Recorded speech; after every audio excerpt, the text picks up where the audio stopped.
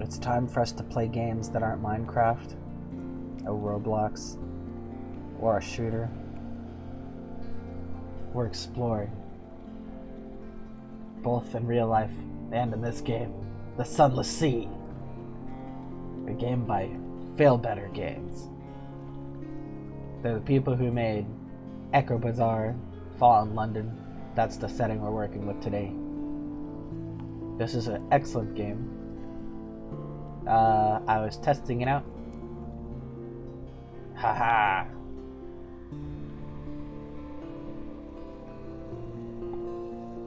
Ooh, hello. Thanks so much. I spent like 2 days adjusting it. I'm ready for Pride and basically the entirety of June, and also gay.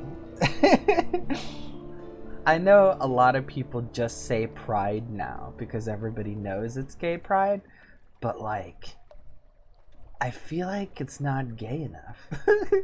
I feel like when people slap on rainbows and call it Pride, at some point we're losing the gay part.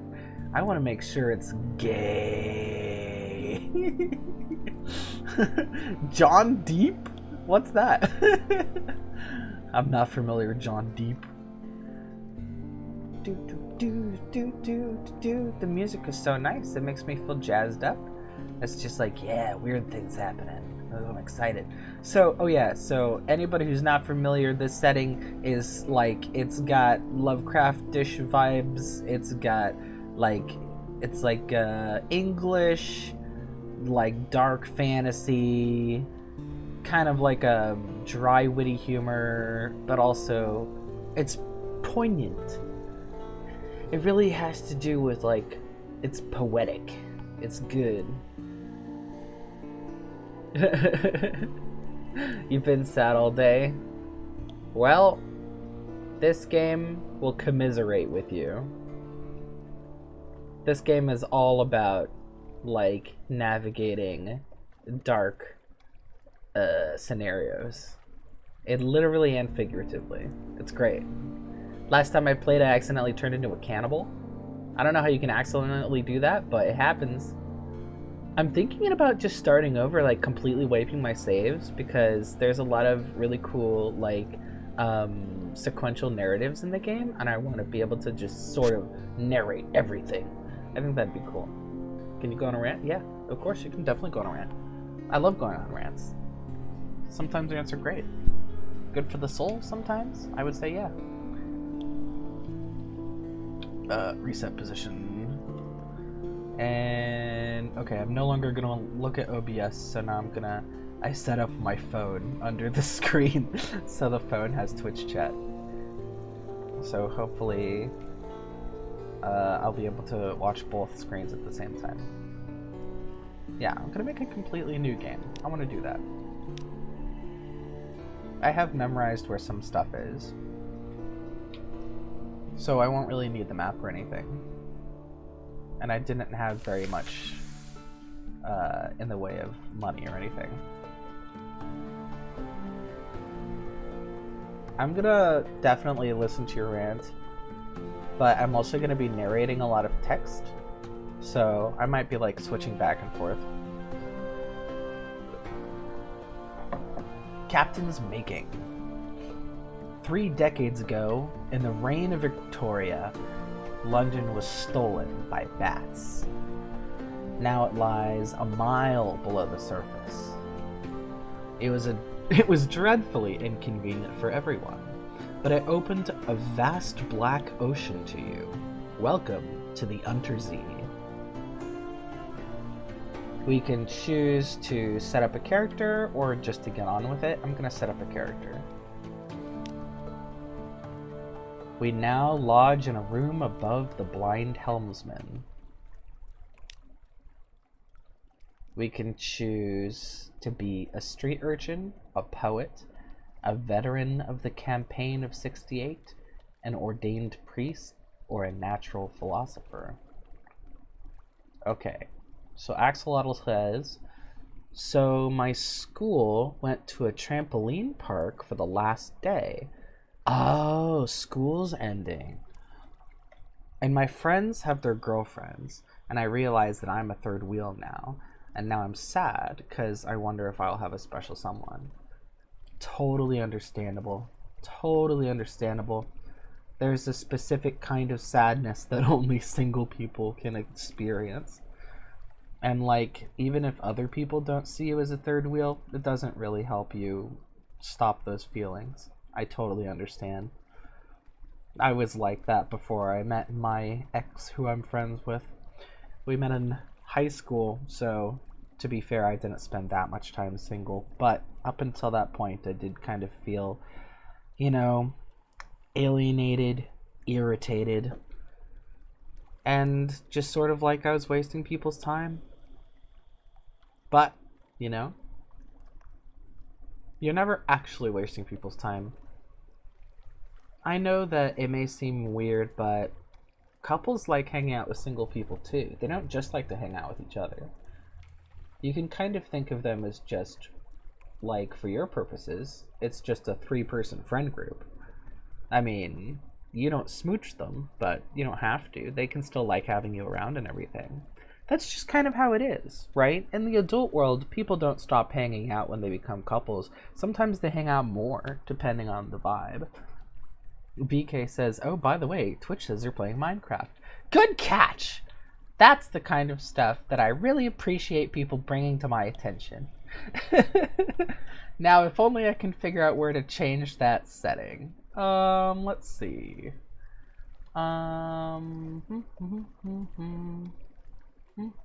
Tools.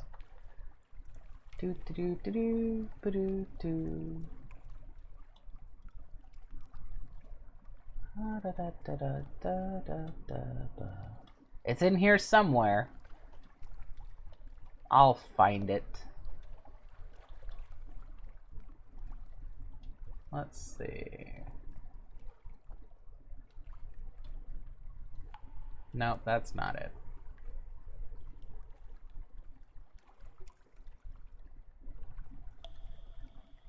Here it is.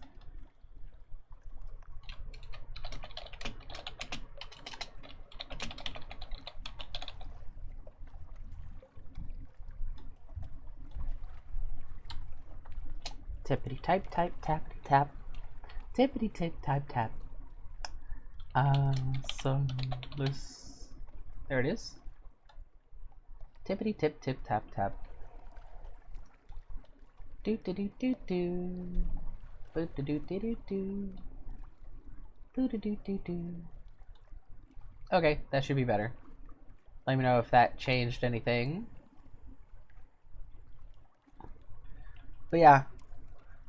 The curse of the singles. Oh, nice. It's one of those things where it's just like it's only a problem in your own self and it's not a problem in anybody else. But at the same time, there's very little you can actually do about it. So I guess I should say just I feel you. I've been there. I know how it is. It sucks. And I hope that feeling doesn't linger too long. Besides, it's not even February. Okay. So if y'all want, you can help me pick a captain, because I know what I like, but it might be fun if we make selections together, because this is very choose your own adventure like, and so there'll be plenty of times where I can ask for advice or consideration. Axo says, my crush's girlfriend hates me. My evidence, I waved at her and she punched me. That's called bullying. Yeah, you should really figure out how to get her to stop doing that. That's really, really crappy.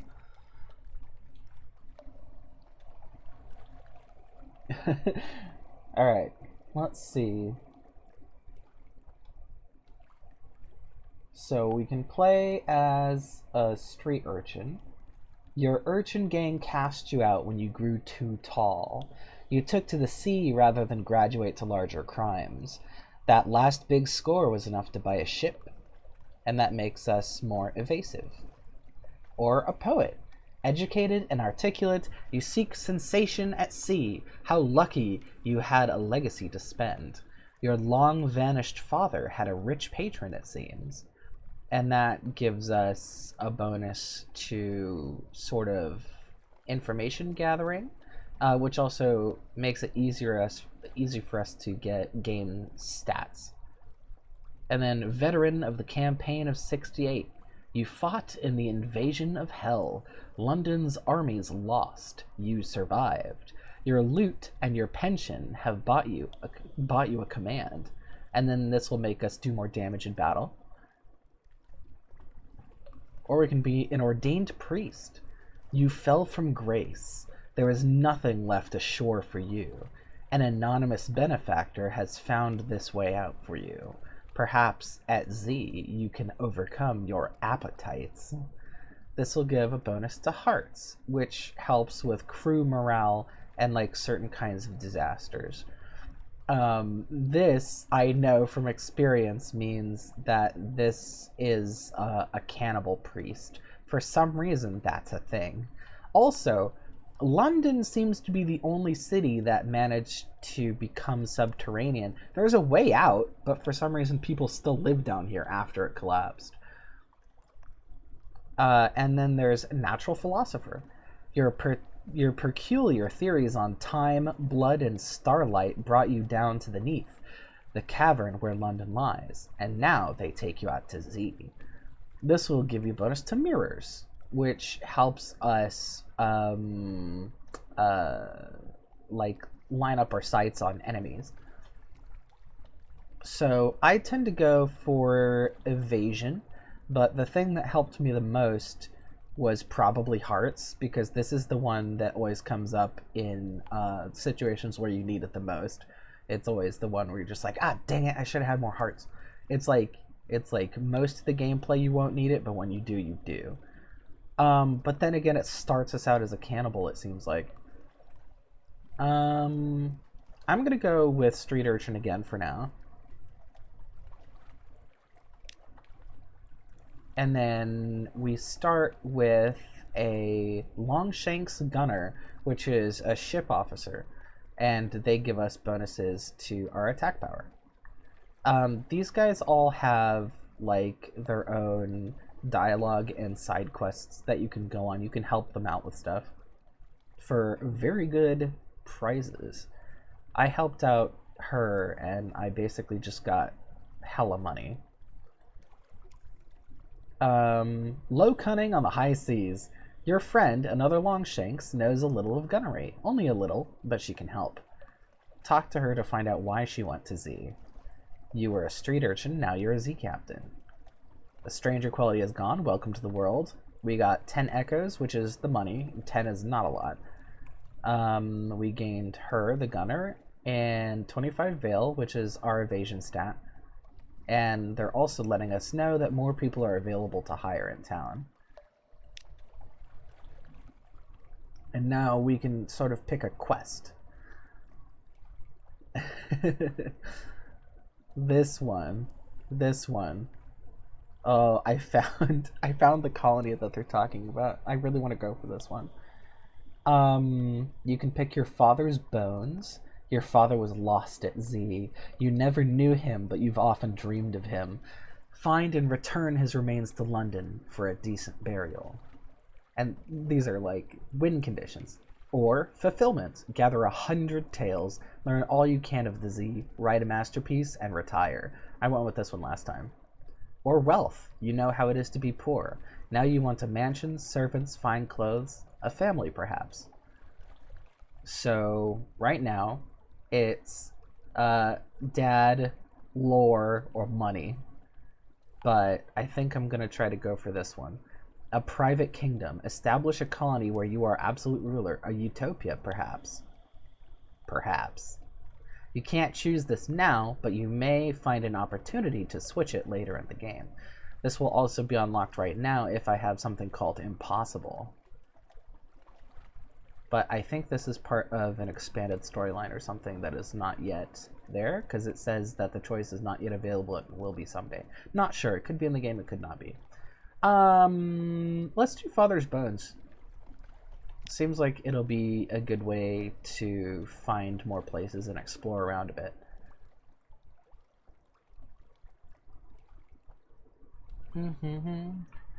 Chat hasn't moved in a while. Now I'm getting nervous. I'm gonna double check in OBS.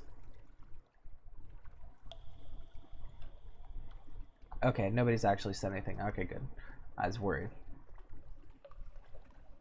Oh yeah, and my... Hi! Good to see ya.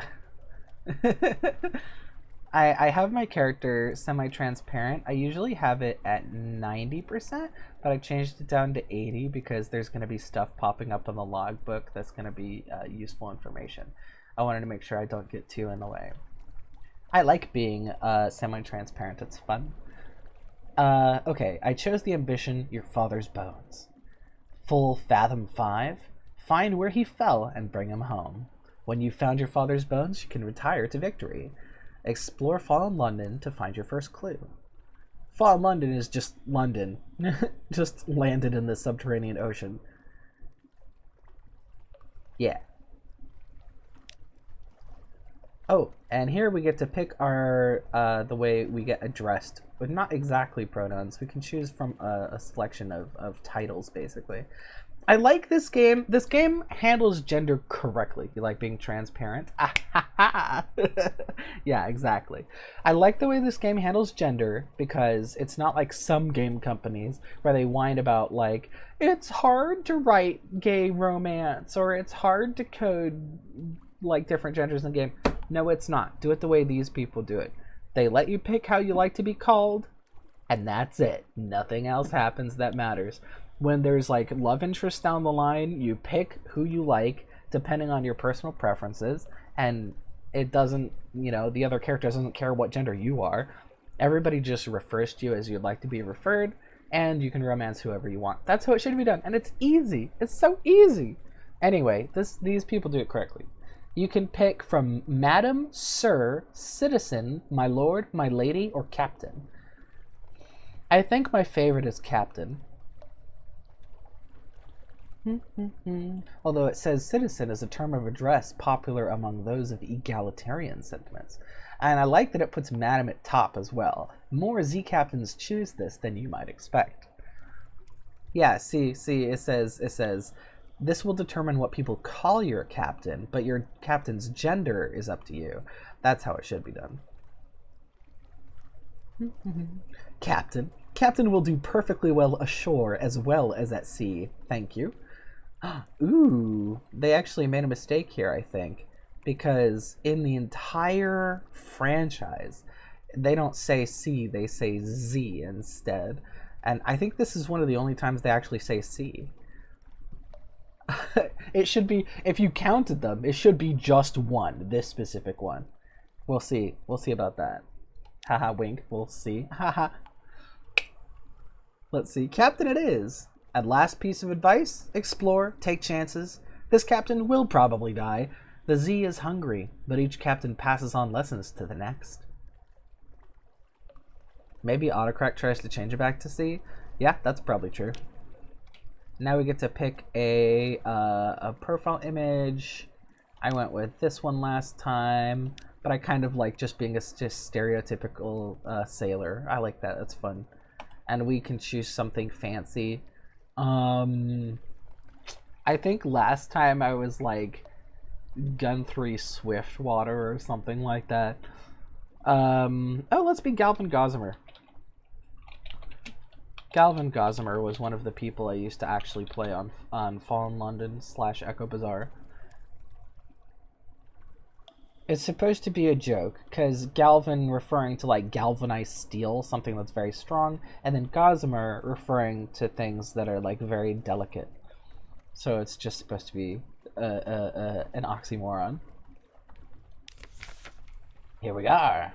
Your father's bones, a cold trail. Your father lost at Z's so very long ago. The trail was cold, but now you have a lead. Meet with Slivy, the urchin who speaks to the wind. Oh, I've heard about this. The urchins have a strange sort of religion that involves whispering spells to the wind, something like that. The urchins of London, lair in the Flit, a creaking roof maze high above the streets. Spaceship parts do need to be both strong and light. Yeah, maybe he's a spaceship. a bad altitude, as everyone knows. Slivy hears things. Slivy knows things. A week ago, he mentioned that your father was as strong a swimmer as you. Interesting.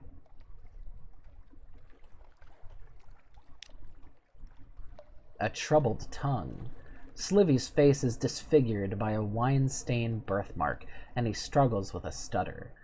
Marks of the lightning's kiss, one night when he got too bold in a storm, they say. Yes, I've been waiting for you. I just wants me a little mustard, muter salt? Bring something to calm me tongue. Bring it, and I'll tell you who has your father. Who has your father? Oh, interesting. Go north along the coast to Wither and bring back muter salt for Slivy. All right, Slivy, we'll get you some help for your stutter. I have a stutter, not a bad one, but it comes up now and then, so I know how it feels. Nobody notices. I ask people, do you notice that I stutter? They're just like, what? You don't have a stutter. So I guess I'm doing fine. Okay, so now we are in the middle of London, properly situated in the docks, able to do whatever we want. We can launch immediately if we want to, but there is some stuff to do while we're here. Let's see. Fallen London, deep, dark, and marvelous. All voyages start here, and this is where successful voyages end. That's also a good thing to keep in mind for voyages, is that generally if you have an endpoint to your voyage, it should be Fallen London, and you should get there as soon as you can once you're done doing whatever you're doing. I've died at sea, like running out of food. It's running out of fuel, all sorts of things. So first, let's go to our lodgings. Here we can read the newspaper, and then what we learn from the newspaper we can trade to people on the islands later, because, you know, everybody likes being kept up to date. Here you may catch up with your correspondence, rest, or retire altogether from seafaring life. The better your lodgings, the better the quality of your retirement, naturally. Read the morning papers. The Unexpurgated Gazette, the magazine formerly known as the London Magazine, the Spiteful Trumpeter. News. News from abroad. The Khanate is threatening war. They always are. London's colonies on the Carnelian coast want independence. They always do. And the Unterzee, the papers report, has undergone another alteration. No, it hasn't. You would know. Oh, a promotional coupon from Mrs. Plenty's Provisioners for a half cask of salt herring. You could use that. So we have now a piece of recent news, and we gained one supply, which is very good. Supply is one of the two things that we really need. BK says, regarding the stutter, I suppose people think about themselves way more than other people think about them. That's very true. That is really the crux of the issue. It's because you're in your own head 24/7, but nobody else is. There's nothing else to do here, I don't think. We can rest here, which is useful if we're bothered by terror, but right now we're totally fine. We can purchase a better home for 1,000, which is going to be a little difficult. This is also where we can retire, or we can just leave for now, which we shall do. Ew, we can adopt a Blemigan Gallivanter. Yeah, I like these guys. A Blemigan is a little mushroom folk. They're like little fairies, I guess. A Blemigan sits atop a splintered crate, clicking and whistling at captains as they come near. This is just a freebie. You can just pick them up whenever. A polite bow. You extend your hand and the Blemigan leaps on. Its tendrils entwine with your fingers and it chitters quietly. It meets your gaze and bops its dome in greeting. It's very small. Is it old enough for naval service? You're pretty sure its mustache has been drawn on in pen in an attempt to look older. As you approach your ship's gangplank, the creature flutes and vibrates with apparent happiness. The bosun winces as you bring it aboard. Nice. So now if we go to officers, we have a Blemmigan Gallivanter. What a keen little mushroom, available for the mascot slot. He gives us plus 3 to mirrors, which is basically our aim, and then plus 2 to pages, which helps us get experience and stuff. And then we can right-click them to speak to them. Here's our current mascot, the Comatose Ferret. Mostly, it's immobile. Occasionally, it's feral. That gives us hearts plus 1. Let's talk to the ferret before we unassign them. It lies across your desk like a lumpy scarf. Play with the ferret, attract its attention. A weary roll of the eye. Play, that eye roll says. Play. I played once, in the happy warrens of London, before you installed me in this floating coffin and made me eat dried food. Damn your play. It is an eloquent eye roll. I love the fucking ferret. So, excuse me. So we're going to assign the Blemmigan Gallivanter, who is also a little bit more in good spirits. Is this a talking ferret? Kind of. We're sort of assuming what its internal monologue is based on the nature of its eye roll. It was more of us interpreting a facial expression. Although I wouldn't be surprised if the ferret could talk. There's a lot of magical nonsense in this game. Your Blemmigan Gallivanter. It has made its home on a shelf in your cabin. It has built a nest from loose journal pages, the engineer's scarf, and a possibly pilfered map. Entertain your Blemmigan? You can see the indentation of a porthole on the rim of its cap. It must have been pressing its face against the window again. Is it bored? Let's talk to it. A ticklish thing. The Blemmigan flails and squirms as you tickle it. Its high-pitched warble is almost certainly giggling. When you stop, to check that you're not actually hurting it, it wraps its tendrils around your fingers and pulls your hand back. Apparently, it is enjoying itself. So, we've got a very, very cute little Blemmigan Gallivanter mascot. Very excellent. We can also talk to the Gunnery Officer. Hello. Alright, Captain. What do you want me to shoot at now? The Longshanks gunner is not the most distinguished of officers, but she'll do until you find someone better. We can give her secrets to have her increase our iron permanently. And then we can talk to her about her life goals and stuff. And then we can romance her as well. Ask her what she wants from life. Why did she come to Z? Con Shadow. That's a location in game. It's like the Flit at Z, right? No one to tell you what to say or do, and no one to kick you downstairs just because you got a little bit tall. I'll be a faithful officer, but put me ashore at the Shadow and I won't forget you. Con Shadow is east of the Connate proper in the east central Unterzee.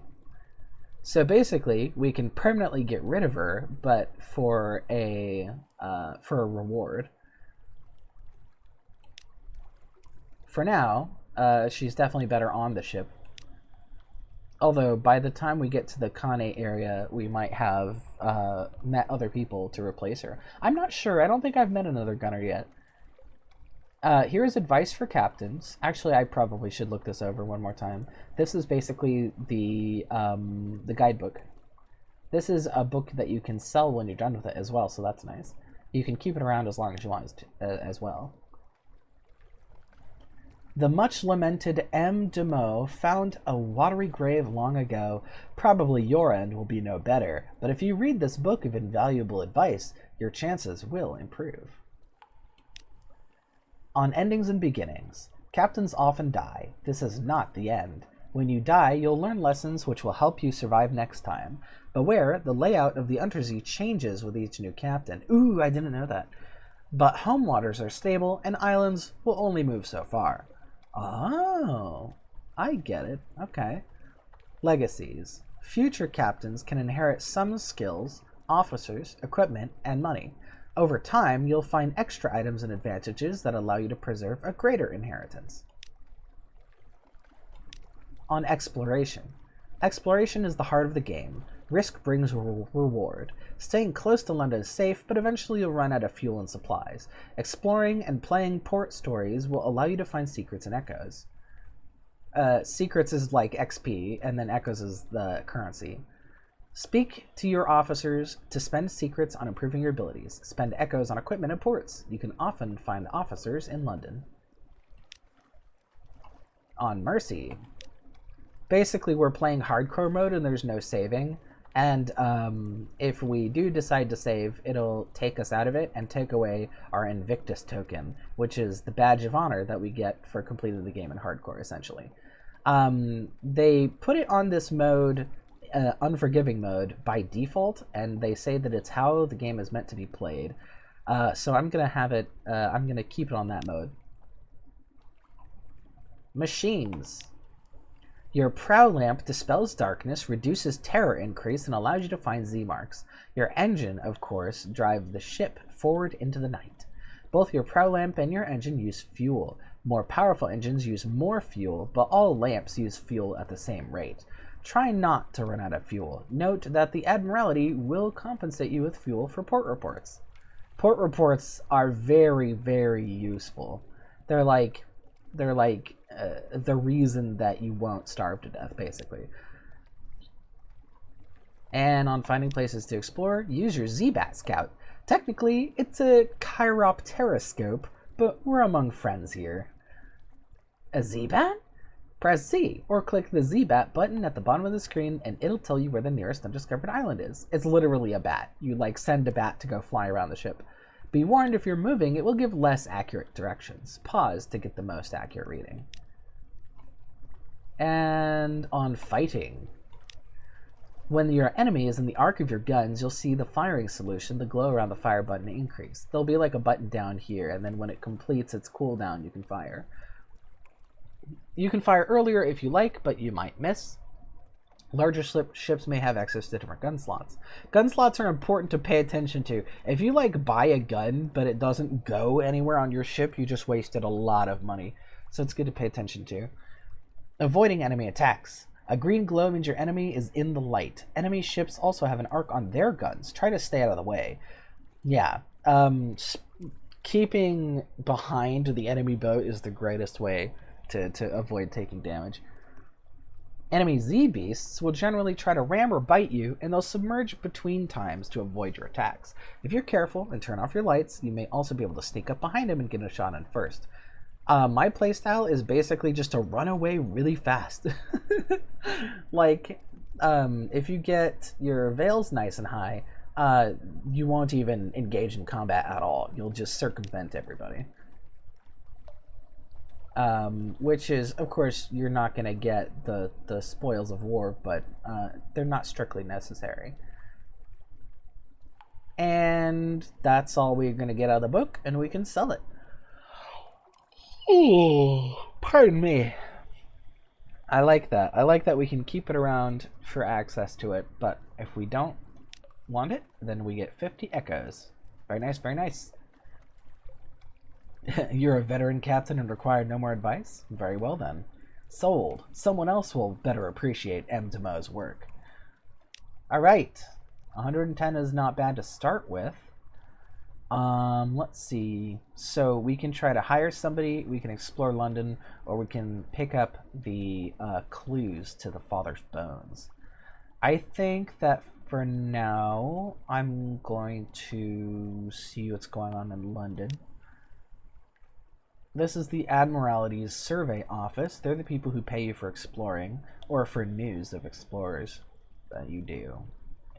And then visiting the university, you can essentially sell interesting things to a researcher. And then at Wolfstack Docks, you can help regain sanity and stuff. And then random stuff might happen as well. And here we can hire crew for this stat here. Not officers, but people to help me on the ship. I think if it gets below half, you suffer a speed penalty, which can be very, very difficult to manage. Your crew will die if your hull gets below a certain level and you get hit, they'll also die from, like, certain events can happen. So making sure that you're hiring enough crew to get by is good. I wasn't sure if the number of crew impacts hunger level. I haven't found that it has. I think that the crew just is what it is, although I'm not quite sure.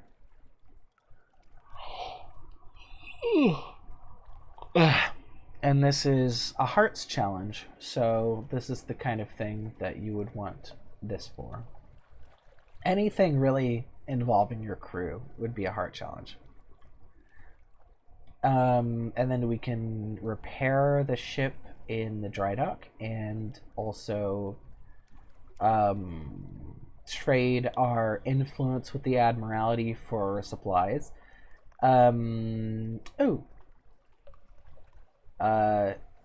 New recruits come up here as well. And then also, this is a quest. This is a beginning quest that we can take, a Tomb Colonist. So basically, people have a hard time dying in Fallen London. They kind of just get older and older until they eventually become a Tomb Colonist. And they sort of just like retire as a mummy in like a necropolis. That's basically, and so this is somebody who wants to be taken there to Venderbite. Although I think this went 2 different ways last time I did it. I don't think it's the same Tomb Colonist every time. I think the actual result of the quest changes. Anyway, it's a great way to get early, I guess, quests going. An emigrant will pay to be taken north to Venderbite. It's oddly difficult to die in Fallen London, but when a Londoner is too ratty and wretched to live, they wrap themselves in bandages and take ship for the Tomb Colonies. Your crew cart these ones aboard in padded coffins. They'll sleep there until the journey is done. The Tomb Colonist is in your hold. Take them north to the colony of Venderbite and sell them there. Yes. I know it seems weird to sell them, but basically you just get compensated for transporting them. We don't really have anything to say to the Admiralty right now, though.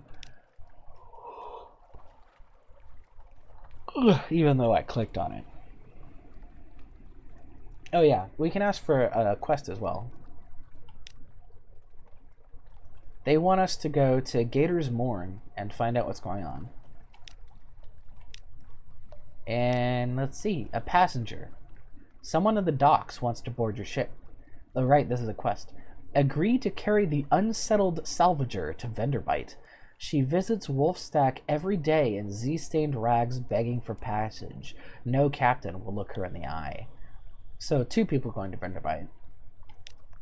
Why not? Welcome aboard. She embraces you. I'd kiss you, Captain, but my beloved is prone to jealousy. We were parted, but the ancient captains at Venderbite will know where she is. Oh, that's right. This is the person looking for her partner.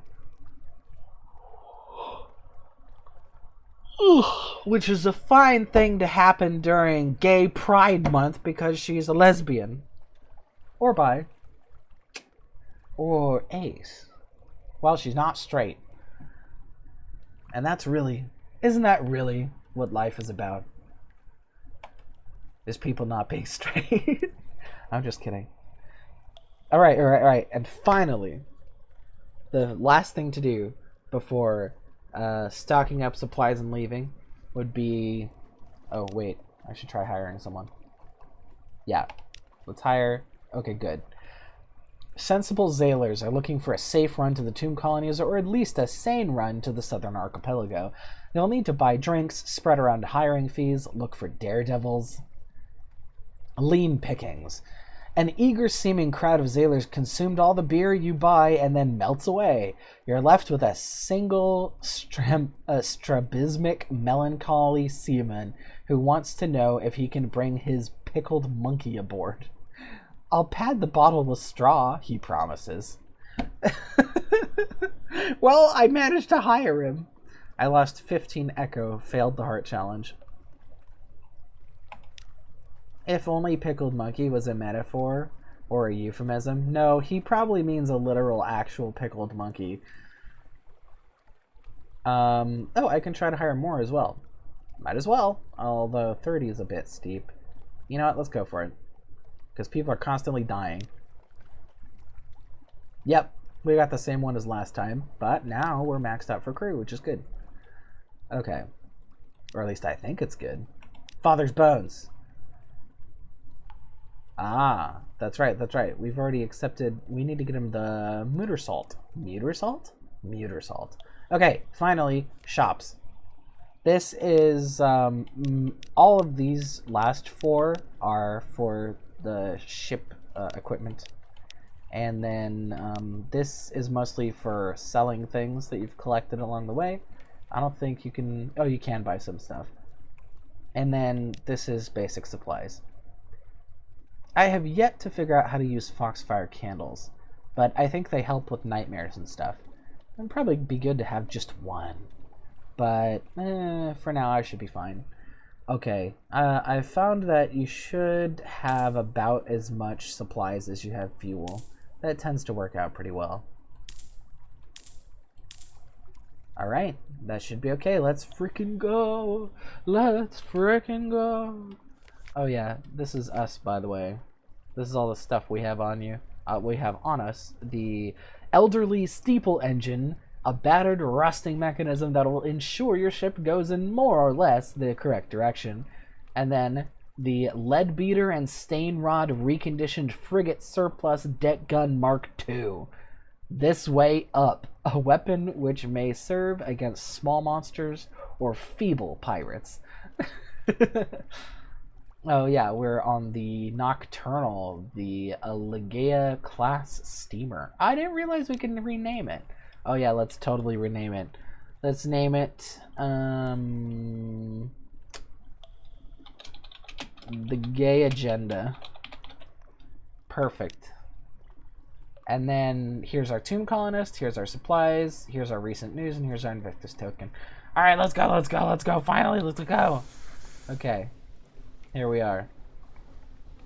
On our very, very steady pace, first out the gate.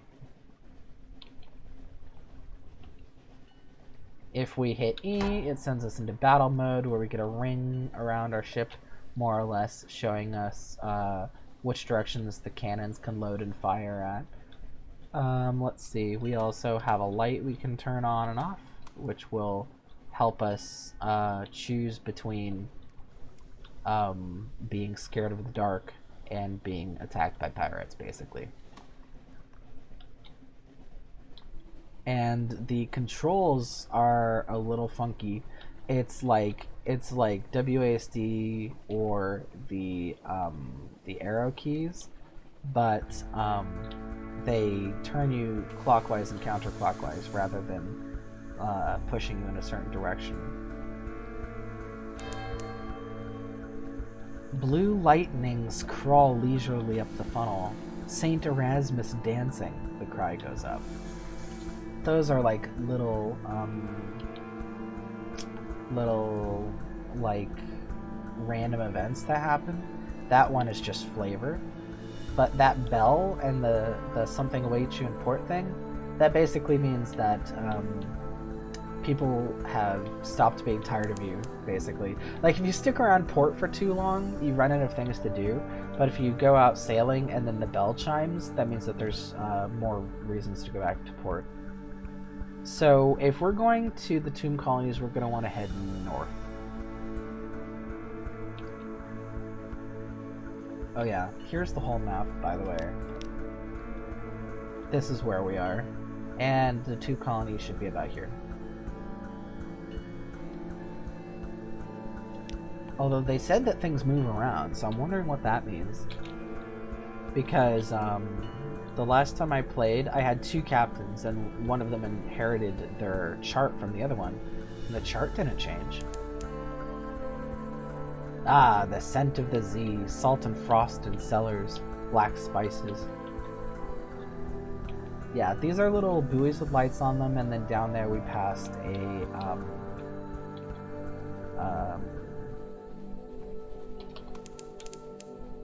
ooh, Hunter's Keep. So every time I discover something, I get 50 fragments, which is a lot. And that turns into secrets, which we can then use for stat increases. And as the tutorial says, that little circle of light is a port. We can go here to make things happen.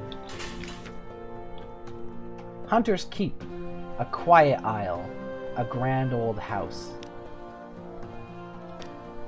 A hump of dark rocks swathed in mist, like 100 other Unterzee islands.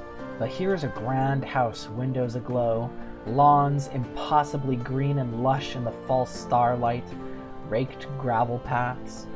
You stand on the dock as the sea nudges the ship's sides. Ooh, that's our second sea. An unexpectedly warm breeze carries the faintest trace of lavender. Now you've got a bunch of options here. We can present ourselves at the house. They will have heard your ship come in. Why hide? Then there's walk the gardens. Take a couple of burly sailors with you, just in case. But the gardens are tranquil as moonlight. Or reconnoiter the island. Plunging cliffs, soft green lawns, a well tucked away in a fold of the grounds. Anything else? Or spy on the house. This place might not be as simple as it seems.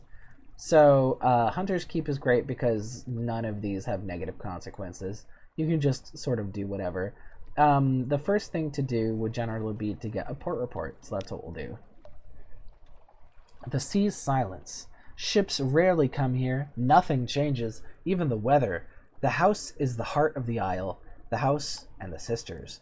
But the Admiralty may be happy to know that nothing's changed, at least. You now have one of this, a port report, Hunter's Keep. And we basically just collect those as we go around. And let's spy on the house. Piano music drifts across the terrace. You peer through a half-open French window into a grand parlor. Grand in size, if a little reduced in style by dust and neglect. A dark-haired, pale-skinned young woman bends earnestly over a piano keyboard. Another fair-haired but unmistakably her sister sprawls on the sofa with a book. A third sits by the fireplace, staring sorrowfully into the embers. "Soon," she says, and the piano music falters and stops. "We'll go hungry, and then the end will come. For me, but not for you." The pianist raises her eyes from the keyboard. "Hush! If we don't speak of it..." She frowns. "Has she seen you at the window?" You withdraw.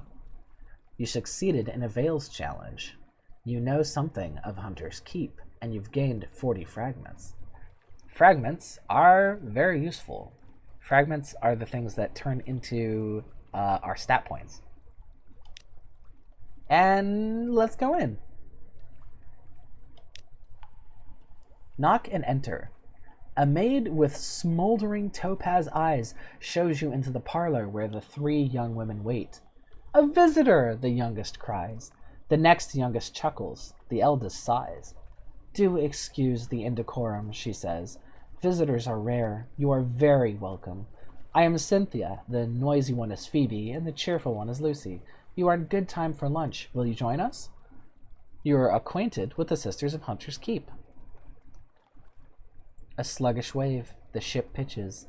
You'll find a story when you next make port. And now we get to choose which of the sisters to have lunch with. So, does anyone want to take a pick? Because we only get to pick one before having to leave for some time and then coming back eventually. Luncheon with the sisters Cynthia. Cynthia is the eldest, melancholy, pensive, occasionally dramatic. Or Lucy, the middle sister, who is sunny, restless, and prone to giggles. Or Phoebe, who is soft-voiced, watchful, and unpredictable.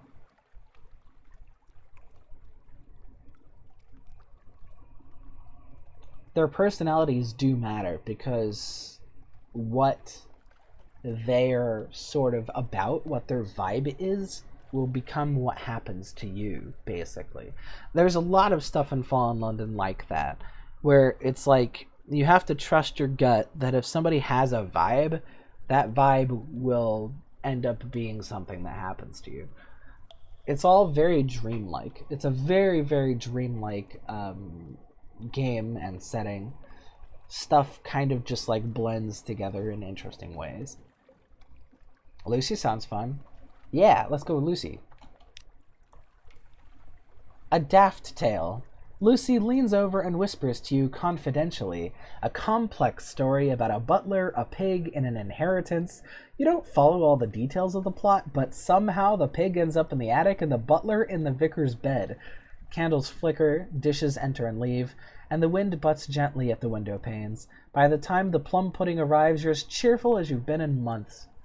That's all for now. You'll find a story when you next make port.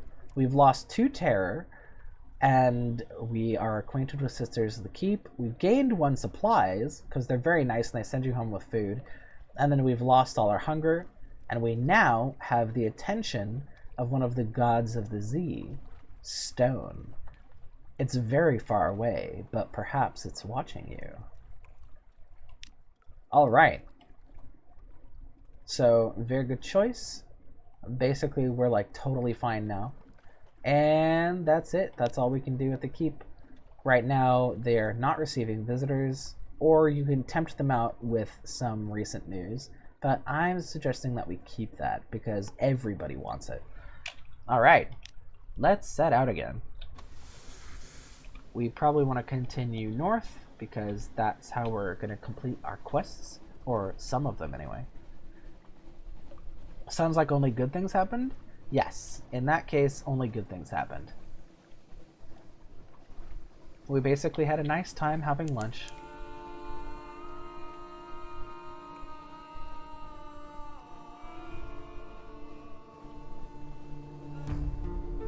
Hunter's Keep is great because it's nearby Fallen London, and they always feed you.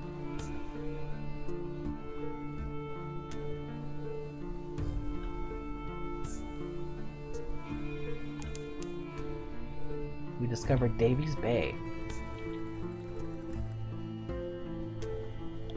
I noticed that when you shine your light on the shores, they kind of start glowing if they weren't before. Here's Curse's Point, and this is the entrance to the Tomb Colonies. On the surface, the sun still warms the earth, or so one assumes. We have earned a secret due to all of our exploration, so we're going to be able to talk to our Longshanks gunner for some iron if we want to. Although I might hold off on that, because I don't tend to play with an iron build. And it's kind of faint, kind of hard to see, but here's the port right here.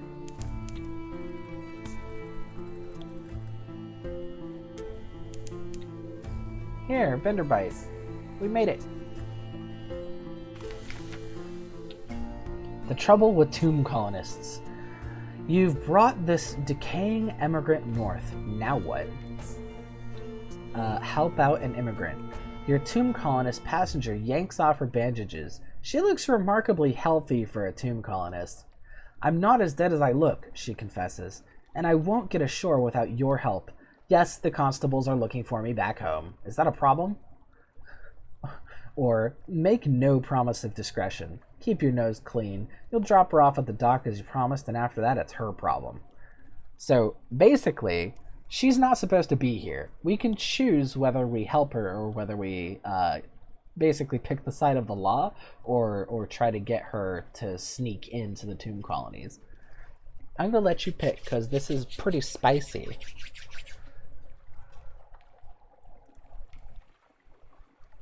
Although, because it's June and it's the month of the gays, I will say that she is gay, and if we pick her side, it will be in the theme of the celebration.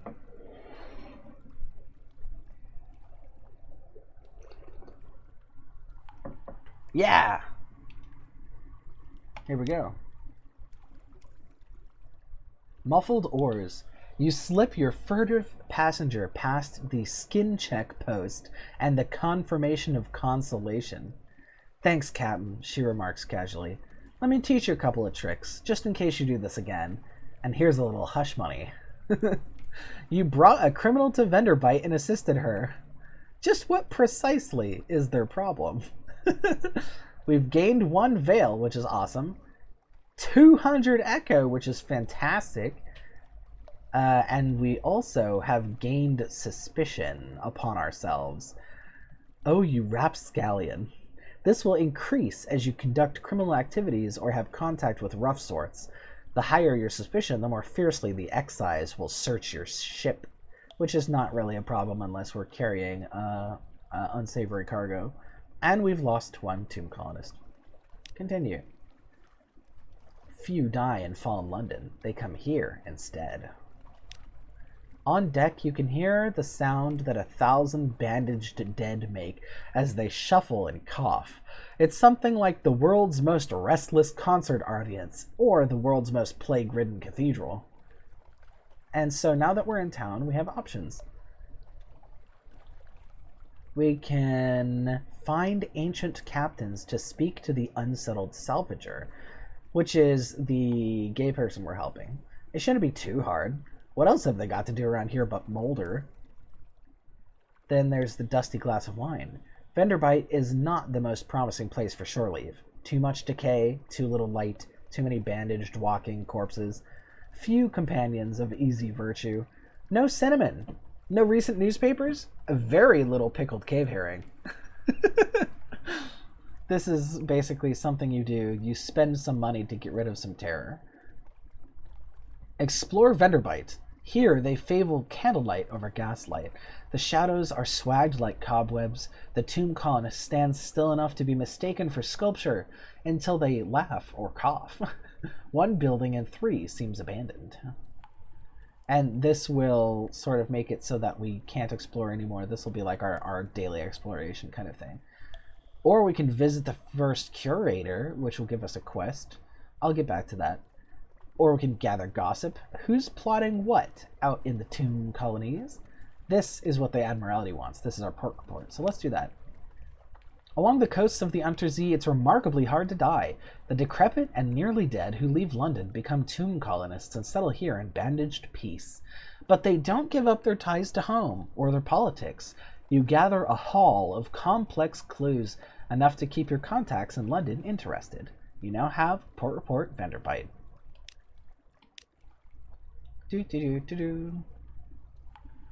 And the last tour operator. Ho, Captain! I have 12 sad and bandaged souls here. They're choosing their final fate. Will you take them on one last diversionary tour? It may be a longish trip. Make sure you have enough supplies. Here we can trade 12 supplies for 12 tomb colonists and go sail around with them. But we don't have enough to do that. That'll just be there until we can get to it. So let's explore before we do the quests. An uneventful afternoon. You wander the echoing streets alone. From time to time, the sensation of being watched comes upon you, but each time when you halt, you hear no one's footsteps. Nothing eventful, only eerie. But when you return to the quayside, someone has left an odd, bulky box for you. There is no bill of lading, but the name of your ship is attached to a tag. You now have 1 Sooth and Copper long box. On first sight, it looks like a tomb colonist coffin. On closer examination, it carries stenciling reading Sooth and Copper and a handwritten tag, Delivery to Depot A, Station 3.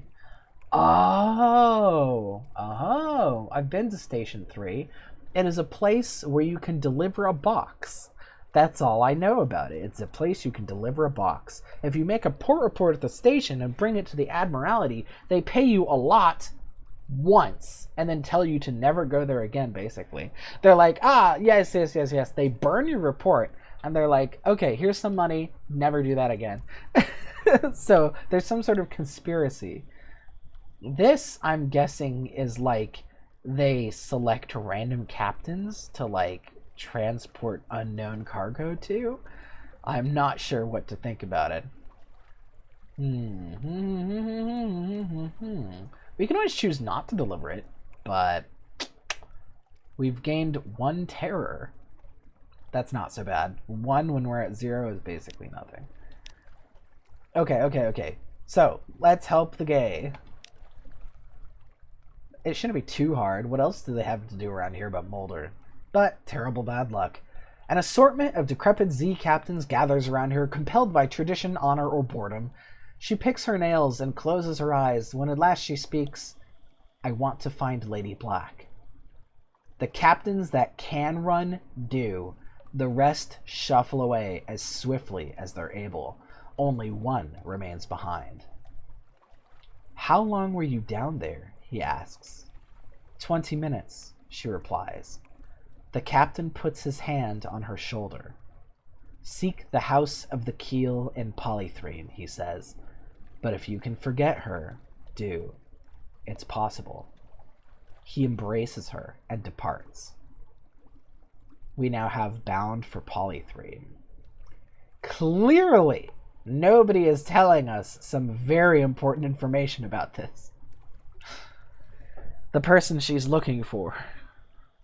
And why, and how. But if we wanted to continue helping her, we have to find out where the heck Polythrene is. The House of Keel and Polythrene. I've never been there, I've never seen it on the map. But if we want to help the gays, you know what? That will be our theme for today. Because you know what? It's June. I got the rainbows on.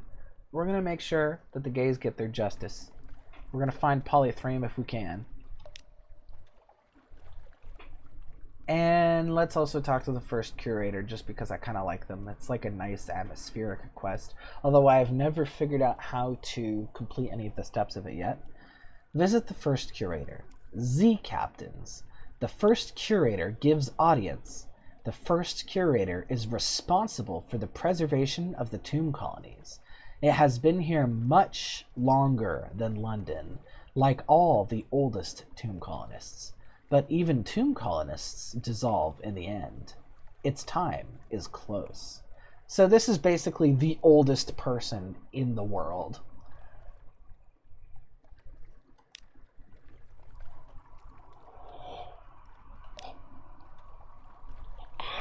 The first curator's manse. "No more light," the obsequious steward cautions you. The curator is terribly afraid of moths. He opens the door, and you step into near darkness. A pair of luminous lamplighter bees buzz in a latticed ivory tube. There is no other source of light. A bandaged shape no larger than a child lies crumpled on a couch. It lifts its head with obvious effort. It takes several seconds for you to distinguish its voice from the soft buzz of the bees. Listen to a whispered request. "Z Captain, silk skin, not much left of me. I will go into the grand sanatorium. Bring me colors, 7 colors. Pay well." 7 colors. Cosmogon, Irigo, Pelican, Steward has, list. Find them here and there across the wide black Z. Ask about the Grand Sanatorium. One hears the name whispered here and there in the arcades of the Venderbite. A long, low chuckling. "Oh, silk skin, you don't want to know." The chuckling becomes a cough. "We don't die here below. Not unless we go to Z. So we need something else. Somewhere to end. Accept the commission. Thank you. This poor flesh thirsts for colors."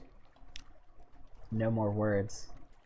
It collapses, rustling, back onto the couch. Even the effort of speaking seems to have diminished it a little. The audience is over. As the door opens, it shrinks from the finger of light that reaches across the floor. Outside, the obsequious steward nods. "The book?" "Yes, the book." He hands you a slim, illustrated volume. The curator is old as dust, We will all be grateful if you do it this one last favor. You now have one of this, the Neath Bow, a book for children. One page is devoted to each of the colors of the Neath which are not found on the surface. A page from the Neath Bow, Apocyan. Awakes Apocyan, the blue of memory and the brightest coral. Ooh, I didn't hover over these before. These are clues for where to find them. Oh, how useful. C lights Cosmogone, the color of remembered suns. The fecund, the fetid, the fungal, these flourish in the glow of Cosmogone. G is lost in Gant, which remains where all other colors are eaten. Gant can be found where shadows are myriad. I is for Irigo. No one remembers why. Irigo colors the forgotten corners of home. P drowns in Pelican, the color of the deepest Z. V marks violent, when blood is shed in a spired place. Violent ink is employed for the most desperate treaties. Behind your mirror, V names Virik, the color of shallow sleep. I love this game. This game is great. All this stuff. So basically, we just happened to go by Vendorbite, and as we're in Vendorbite, the person who runs the place is like, calling all captains, here's a quest. So that's just a free quest we picked up. Nothing more, nothing less. Here's the shops. Always check the shops. If you're starving to death but you have echoes on you, you definitely don't want to leave without checking the shop. This is where you sell a Tomb Colonist if you have one. We can sell recent news, but it's only going for 10. And we can buy some supplies. Let's do that. The price hike is not that much. We should at least go up to 10. With 10, you can make a short round trip back to Fallen London. And we'll get more supplies as we go, most of the time. Other than that, you probably want to keep your money until you go back down. If it's an emergency, you can always just head straight there. Alright, so, okay. I've literally lost the plot a little bit. Where are we going next? Oh, that's right. We wanted to go to a place that we don't know how to get to. That's the problem.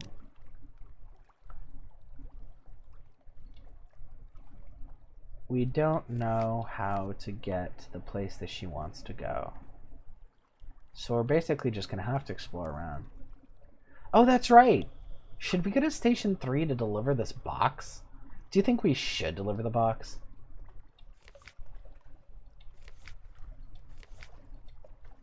Well, wherever we go, we might as well start.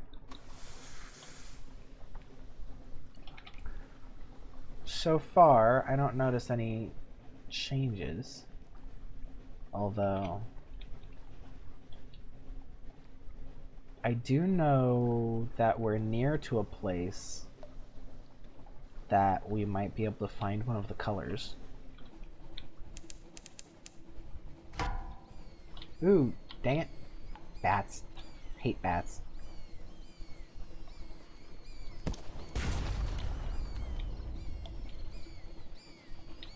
Ah!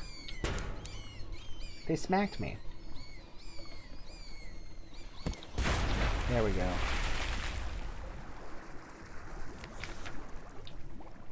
Alright, we can choose to dispose of the bats or gather them. This helps us with food. It basically just moves this bar down so we don't get all the way up to consuming some supplies. Or we can get rid of them to help us with terror. So one of these two things, basically. We're more hungry than we are afraid, so... Oh, we got a supply, nice. But we also got a terror, that's fine. Alright, cool.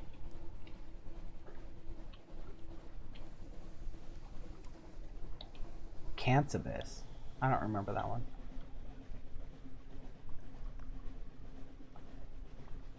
Each one of these sort of blocks of the map that we uncover gives us more stuff. I want to avoid those bats.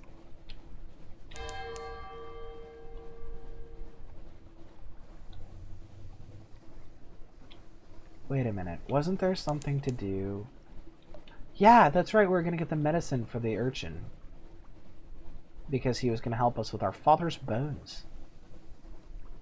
That's up here. Boreal Reach is this snow.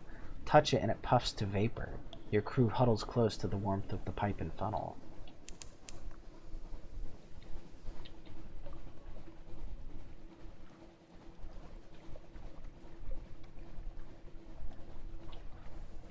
And there's the dock. This is a place called Wither.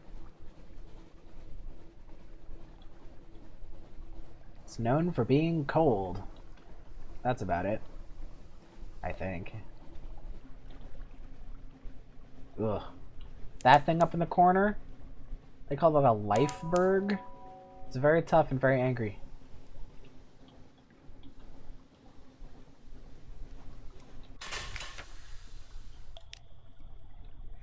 Behind the great arch over the bay, the pale wastes stretch, white and silent as the face of the moon. From here, you might almost imagine there was snow. North of the city, the salt pools fizz with unlikely color. First, we want to get the port report. Gather intelligence. The citizens of Wither enjoy questions, so much so that they always answer a question with another question. This can make intelligence gathering frustrating.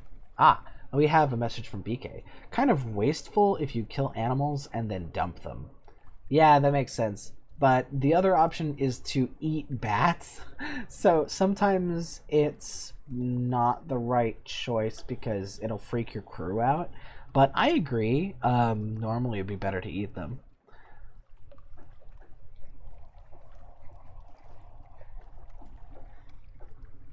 Although I'm not sure. This is Fallen London and it operates with a kind of dream logic.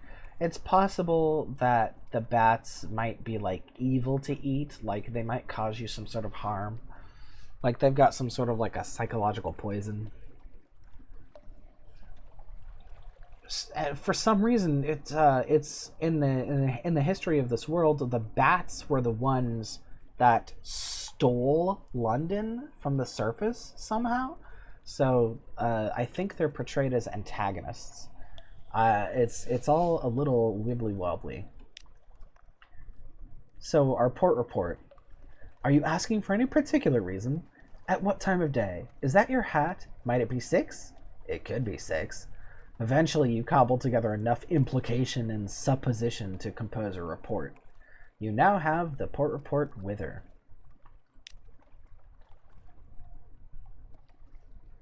We can do shore leave and explore town. That's interesting. Let me check the journal.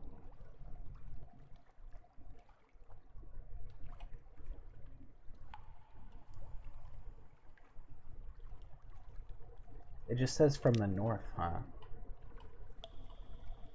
They want motor salt. Maybe it's in the shop. Hey, it is in the shop. Wait.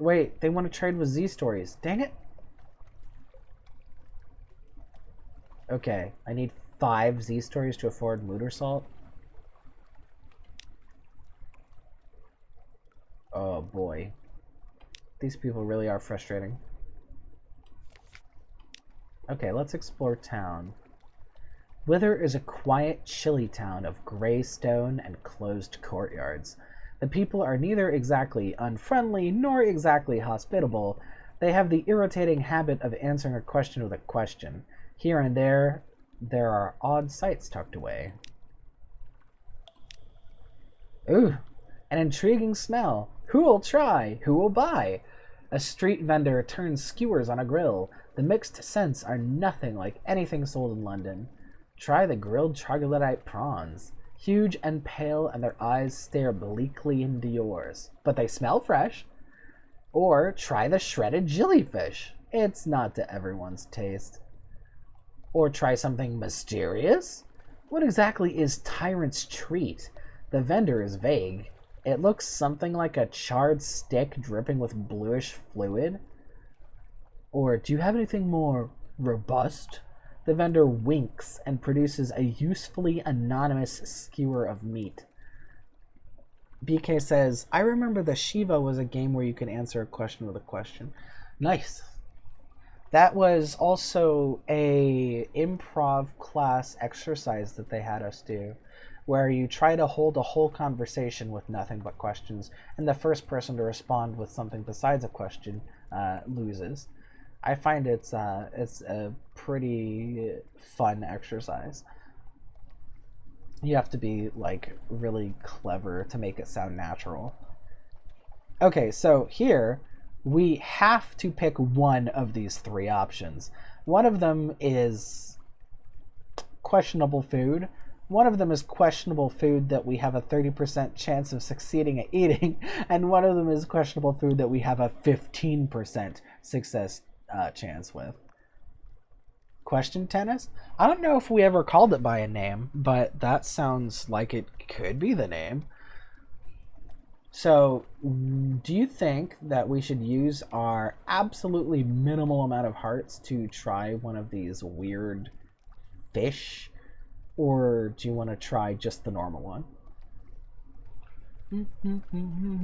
Because I've never tried the risky food. I've only ever gone for the normal one. I'm not even sure what kind of a risk it would entail. All I know is that you can fail a challenge. This is the kind of thing that you would generally not bother with unless you had a specific reason to, or you had a high stat. But, you know, we can do whatever we want.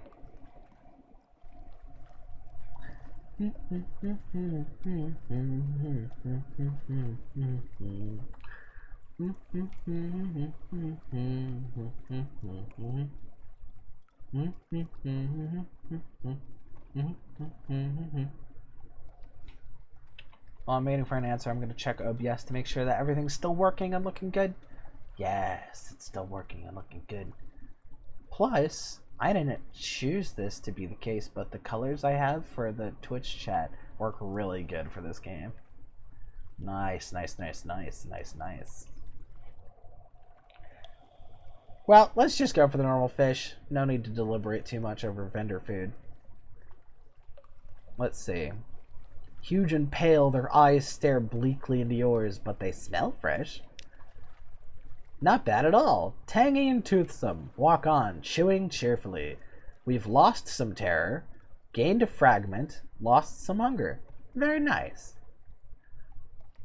Alright. And we also can spend 50 echo to have shore leave here, but it's not worth it, I don't think. The folk of Wither are quiet and sly and mystical. They subsist on cave fish and their dust-burrowing beasts of the waste. Their beer, however, is adequate. Alright, I think we can leave, although it's frustrating that I can't afford the muter salt. We need Z stories for that. I can't afford to sell my fuel to get it, I don't think. No, it doesn't even give me any if I sell it. What? Okay, that's weird. Okay. So, we need 5 Z stories. Alright.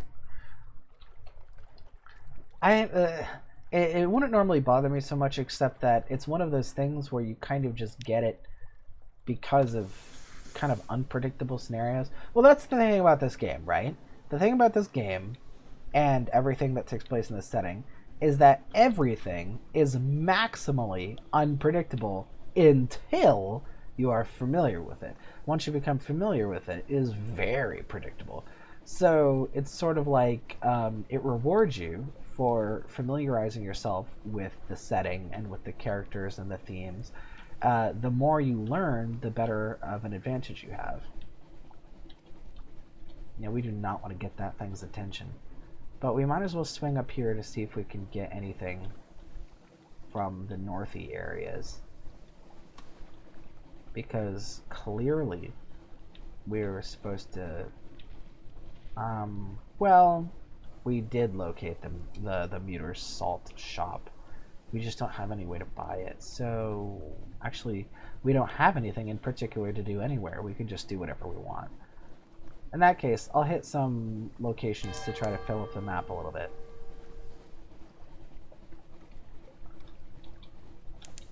The next stop should be London after I find some places to make reports on.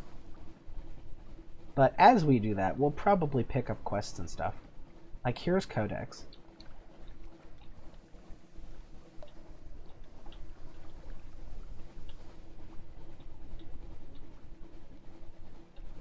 Every report is money. Codex, an Isle of Answers. The Isle of Codex. A desperate cave full of mute exiles and an inexplicable colony of shivering, bad-tempered monkeys. Acquire a doomed monster hunter? We need a searing enigma to do that. It says this one has waited all her life for a single answer. Give her that answer and she will be ready to lay down her life. Or compile a port report. No one will speak. This is a challenge. Silently forthright. The exiles see many come and fewer leave. Some are even willing to communicate, but their gestures are unfamiliar and the meanings are unclear.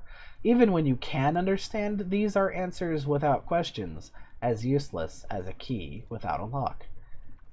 You now have Port Report Codex.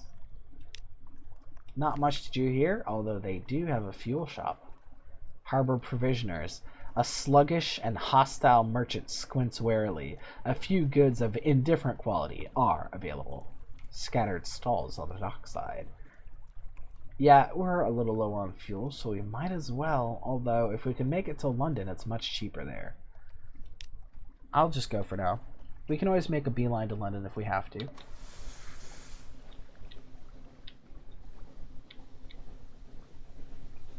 Now it's just whatever's clever. Yeah, I'm gonna investigate the void area. I want to see if we can get a color there. I'm not sure what you have to do to find and acquire them. I don't know if it's as simple as just visiting.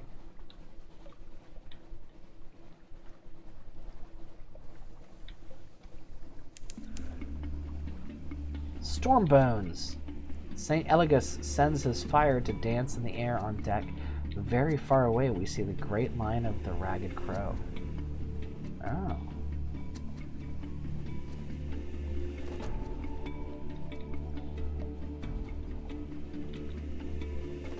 It might not even be up here anymore. Apparently things move around.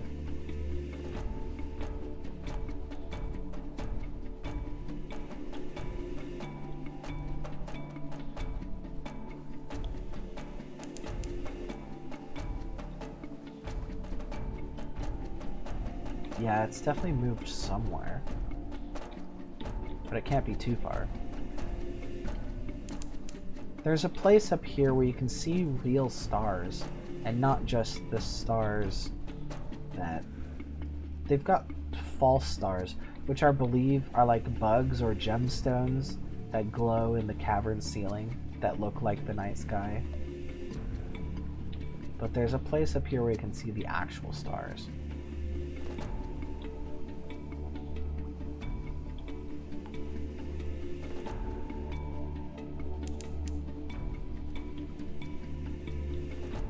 Elefaus Abyss. Although, if we don't find it soon, we'll have to head back.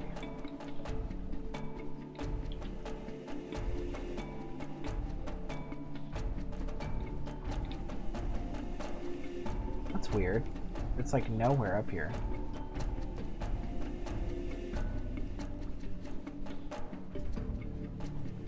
Yeah, we're gonna have to head back.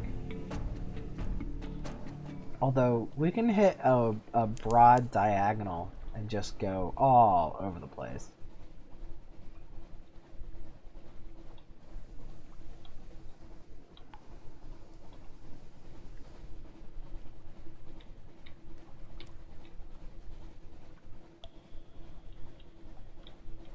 Yeah, if we make a beeline there, we'll find many interesting spots along the way.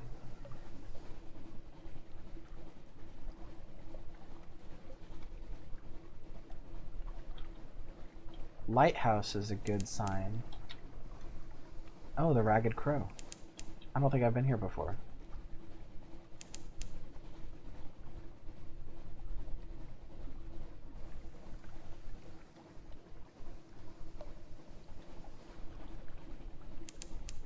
Oof. If we get into a blizzard like this, then it stops us from being able to go at top speed.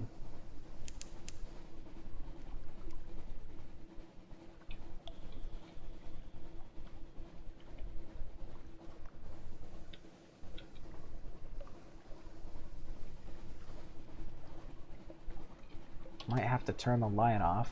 We're eating up a lot of fuel.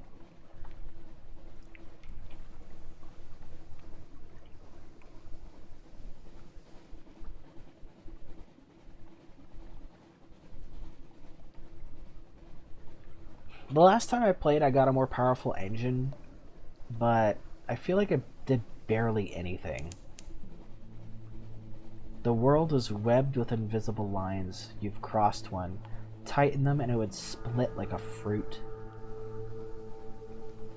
Nice. I don't know what that means. Very ominous.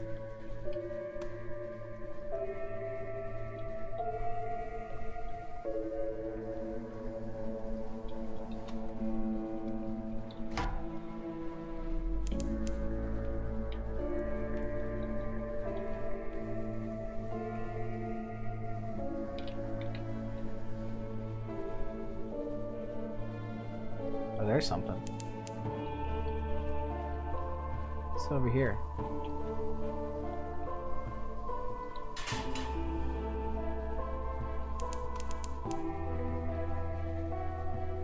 I don't think you can park there.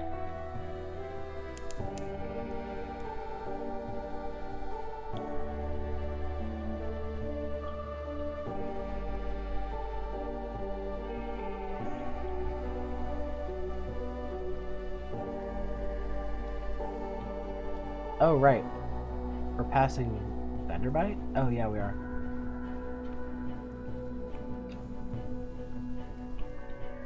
Might as well keep going to London. Because this whole trip from here to here, I think we were at 4 around here, and now we're at 2.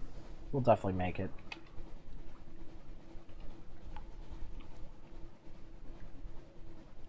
Tata, hi!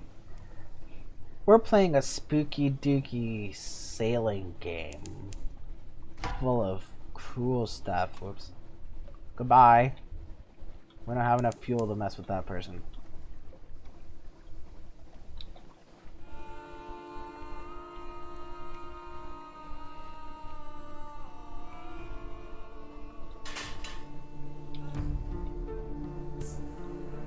You know what? Yeah, let's go to Hunter's Keep.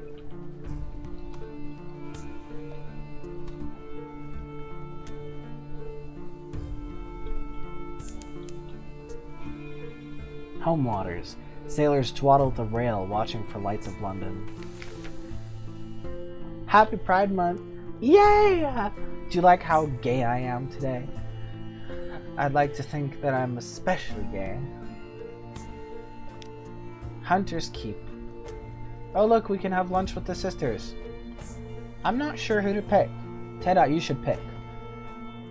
We have met these people at this house who are very nice and who basically like live alone on an island in a subterranean sea where the whole of London has fallen into it as a landmass, and now people live down there. It's a very dreamlike, weird, spooky game. It's very cool, I like it. But these people are nice and we can have lunch with them. Cynthia, who is the eldest, melancholy, pensive, occasionally dramatic, or Lucy, the middle sister, who is sunny, restless, and prone to giggles. Brexit 2.0? Yeah! Or Phoebe, who is soft-voiced, watchful, and unpredictable. Don't worry, you won't kill us. I gave you an easy situation to get out of. Yes. Lucy. A daft tale. Lucy leans over and whispers to you confidentially a complex story about a butler, a pig, and an inheritance. You don't follow all the details of the plot, but somehow the pig ends up in the attic and the butler in a vicar's bed. Candles flicker, dishes enter and leave, and the wind butts gently at the window panes.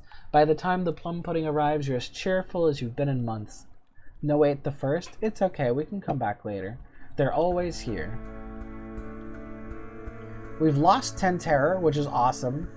We gained a supply, which is awesome. We've lost hunger, which is awesome. And now we have a memory of distant shores. So that's good. And now we have to make a beeline for London because we're out of supplies. Unfortunately, there was no ability to gain another report there because we haven't checked in with the Admiralty yet. This game is wild. Did you know last time I played this game I accidentally became a cannibal?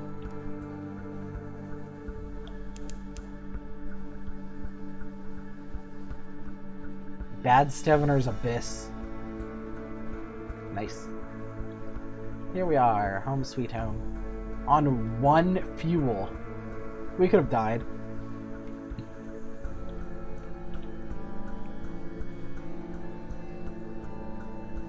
To be fair, I was being a little bit silly with the supplies.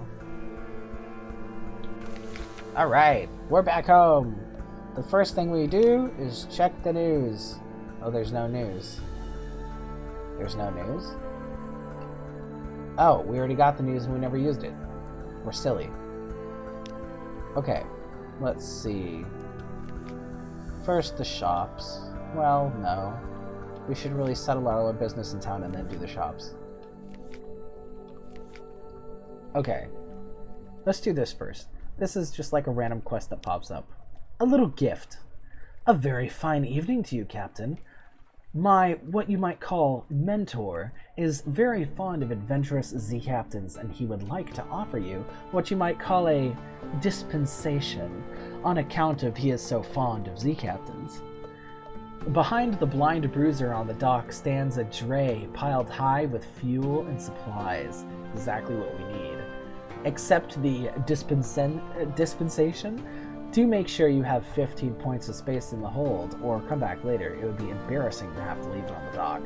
Or inquire further, who is this patron? Is there a catch? Or refuse? Too good to be true? Let's inquire. An airy wave. He runs a very fine and very liberal establishment just across the river, what is much patronized by sailors and by men of wit and vinegar, and public house.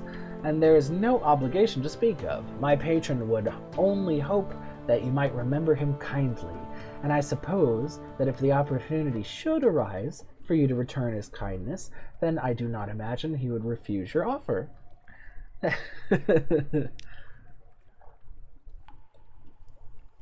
I'm gonna say yes. I mean, like, you never know with these people. Like, in the real world, it's probably drugs. But in this world, it might be, like, people.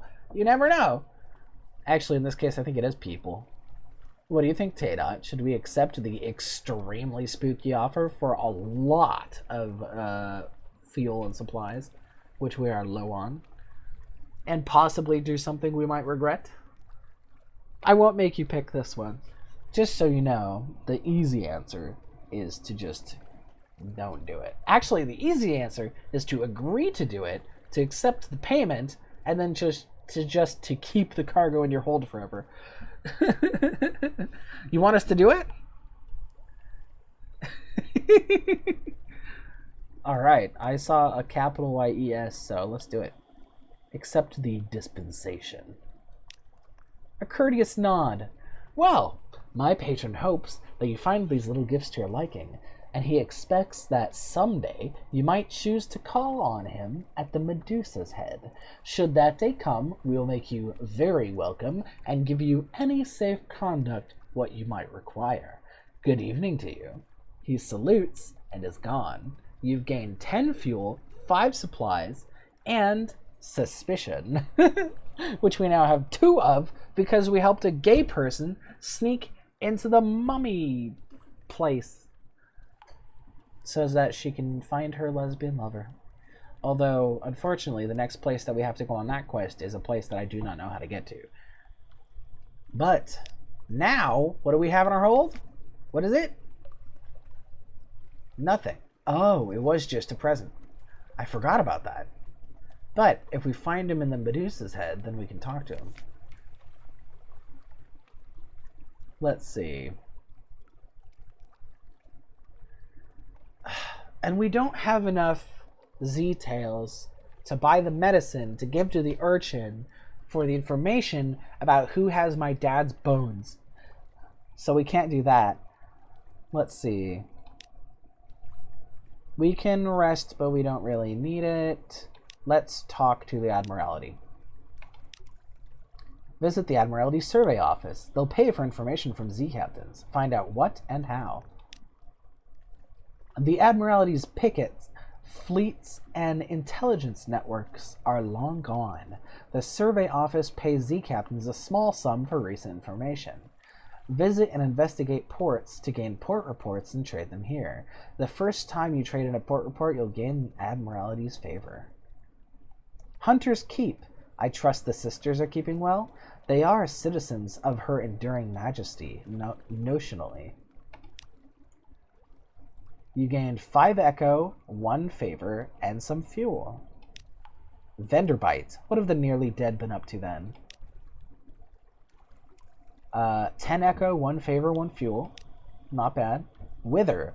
I refuse to ask any questions. I don't want to give them satisfaction. 20 echo, 1 favor, 1 fuel. Very good. Codex. Exiled for giving answers. That's Wither for you. Anything new? 20 echo, 1 fuel, 1 favor. Nice, nice, nice, nice, nice. And then I have enough to talk to the Admiral directly as well. Do you have an appointment? No appointment, but... well, apparently, I'm to show you in anyway. Very well. The dark-spectacled Admiral. You're ushered into his office off Mansion's Pyre, a cramped room with a vast desk. He surveys you across that desk. Ah, yes, the merchant captain of whom we hear such complicated things. The Admiral will purchase intelligence from you. Assistance with subsistence. We can trade in our good favor with him to get fuel, which is good, but we can just do that at the docks. We can submit vital intelligence if we have it. We can submit port reports from him as well. We can submit relevatory charts or moves in the Great Game if we run across those things. We can also take a quest. Ask him what he needs. Information. Visit a port and we'll be interested in port reports. Visit places of particular interest and we'll be interested in the strategic information you gain thereby. We will pay you well, don't worry. We understand you can't be expected to act entirely for the love of the Empire. His lip curls. What's left of it. So, yep.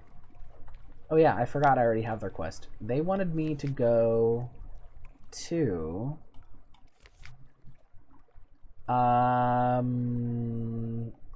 Gator's Morn. Yeah, we haven't been there yet. Let's do that. Okay, but before we go, we need to stock up. Maybe a little bit more. We only have 28 spaces used up, so we might as well get more. It's good to have about the same amount of fuel as supplies. You need them both, and they run down about the same rate. Alright, let's go! Nothing more to do here. Bye, nerds! We can hit up as many places as we want on the way there. Every time we go out, we can gather more reports. So we might as well go to Hunter's Keep again. And this time you can pick a different sister if you want.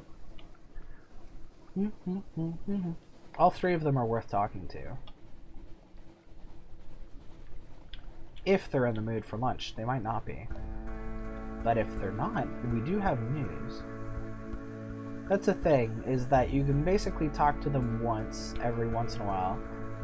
And then you can spend recent news from the newspaper in order to get them to talk to you again.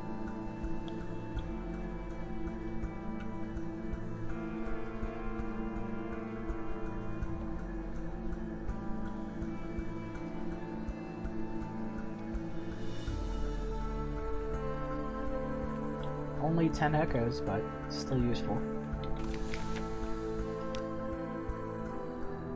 Here's our report. Nothing happened. Very good.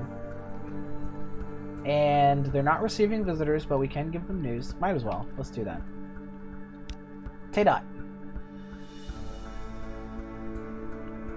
Even when the sisters aren't feeling sociable, they can be tempted out of their lair by the smell of new stories. Knock and wait. You ask the sulphur-eyed maid to carry a few hints of your news to the sisters. Oddly enough, she comes back with a message that their headaches are cured and you're invited to lunch. So we get to pick again. If you're not paying attention, I'm probably going to pick someone. Let's go with... I don't want to pick too quickly because I know the chat's on a bit of a lag. So I'll take the time to check OBS again. I'm never satisfied with just being in the game and not checking OBS. I'm like, is everything still working? Does my avatar need to be reset? Is everything okay? It's fine. Everything's great. Alright. I will pick Cynthia. Cynthia grasps your arm and whispers to you. Her eyes are wide and blue. Her hair is wild and tangled. Bats might nest in it. It seems to you that you are sitting on a hillside above a wide blue lake listening to a story of a murder. An axe, a net, blood on scented water. Another chop? Cynthia asks. You've barely touched your food. Here, I'll have the maid wrap something up for you. You can't be hungry. It's not safe to be hungry. You've gained terror and a tale of terror and a supply, lost 10 hunger. Ooh, iron remains unchanged. Ooh, something about iron, huh? Interesting. Okay, cool. Oh yeah, normally if you try to talk to them it says, the maid makes it clear through a series of unwelcoming growls that Phoebe, Lucy, and Cynthia are all three indisposed. No lunch today, apparently. Alright, let's go. Now we have to head to where the Admiral wanted us. And optionally, we can go to Station 3 and drop off that box. Alright, Tay-Dot, give me your opinion on this box. We have this. Sooth and Cooper long box. On first sight, it looks like a Tomb Colonist coffin. On closer examination, it carries stenciling reading Sooth and Copper and a handwritten tag, delivery to Depot A, Station 3. I've been to Station 3, and it's basically like a mysterious military complex or something. Oh. Who's aggressing me?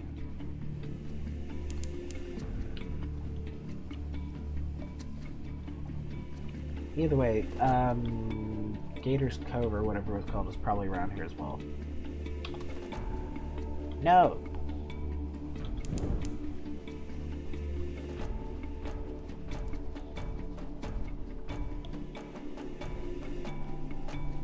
I am not good at combat.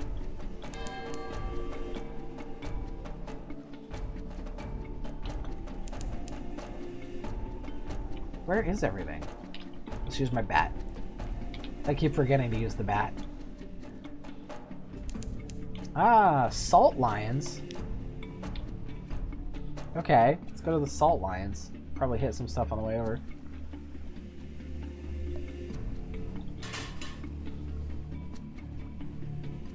I don't think I've been to them before either. I have no idea. Ugh, a jellyfish. What leaves me alone. Hey, what is this?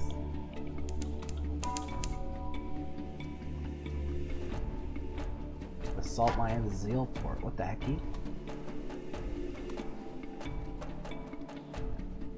Is there another port on the other one?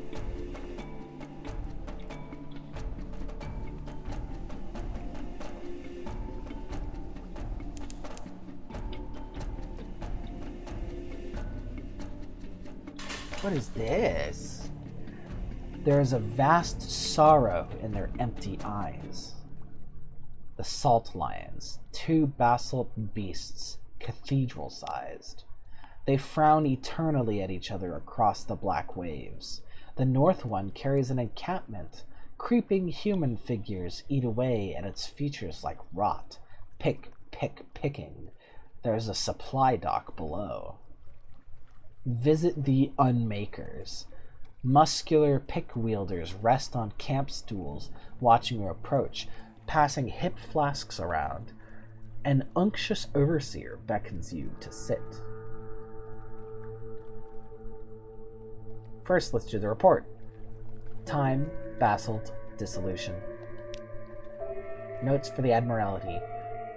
Record the activities of the Unmakers, such as they are. Rite of stone and silence.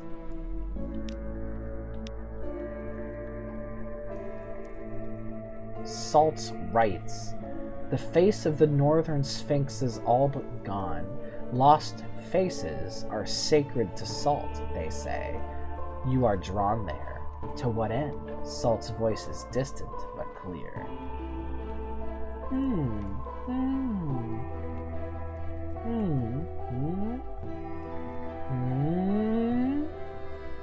I don't know what this does. Let's do it. I know that Salt is one of the gods of the Z, and that generally it's positive to interact with them. Into the Z. Dive from the Sphinx's face, down a clean arc into the Z's chilly darkness. Float there in the quiet until your lungs are bursting, until the light blooms behind your eyes. Rise, gasping to the prickle of false stars, the shocked faces of your crew. You've brought something with you. You've gained 7 terror. The gods of the Z's Salt's attention's quality is gone, and you now have an extraordinary implication. Ooh, that's one of those rare things that's really cool to get. You can use it for weird stuff.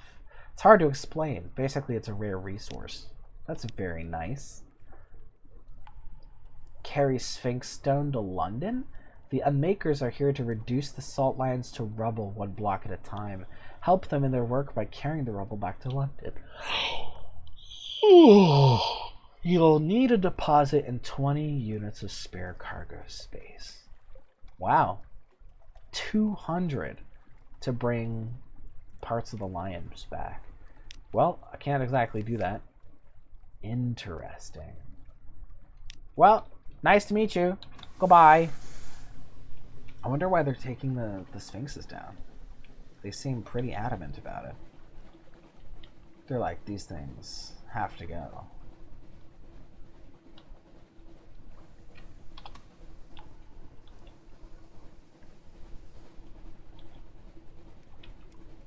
Wild.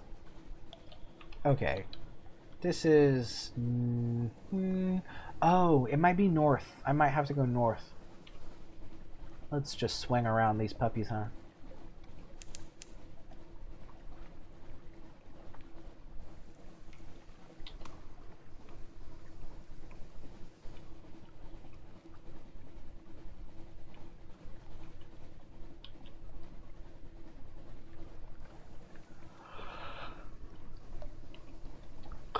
Again with the uncontrollable yawning. I don't know what's wrong with me. It only happens on streams.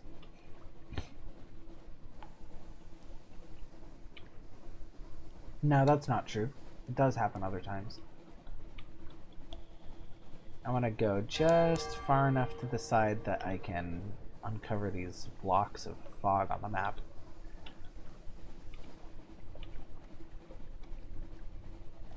It's hard to tell, but they're in squares.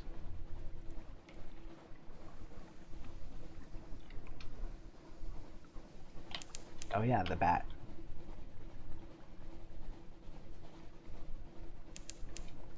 Mutton Island. That's over there. Okay.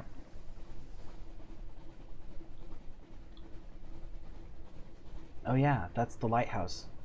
You can see it over here. But that's not where I'm going. I'm trying to figure out where the Admiral is trying to send me.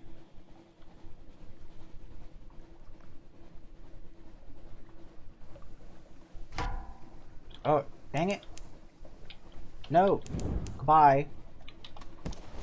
No! No, thank you. Oh, Jesus. Leave me alone.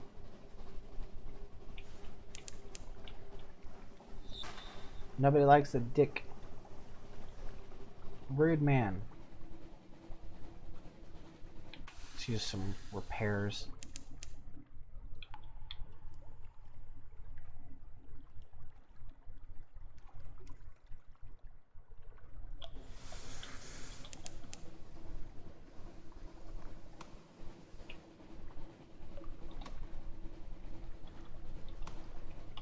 Yeah, this is the area that I think we're supposed to go to. I remember it being like a cluster of little islands. Oh, jeez. Not the bats. Goodbye. Not interested. Goodbye. No! Ugh.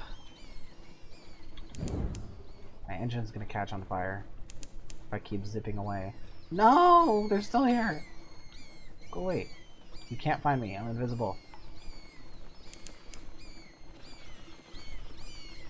No, they definitely found me. Whatever. I can take it. Oh my god, stop.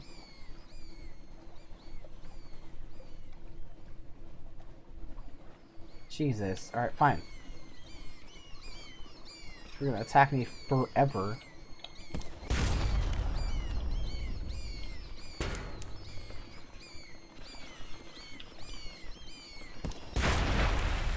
That's what you get when you let your heart win. Gather up the corpses. They are succulent with stolen blood into the pot. Yeah, let's eat the bats. I want my blood back.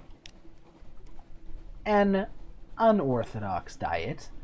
Those little bones are troublesome, and the flesh a little gamey, but salt them well enough, and they're quite edible. Gained 1 supply and 1 terror. Yep, they've got psychological poison. Where is the thing I'm trying to find? Boat. No, wait. Oh. That's a light boat.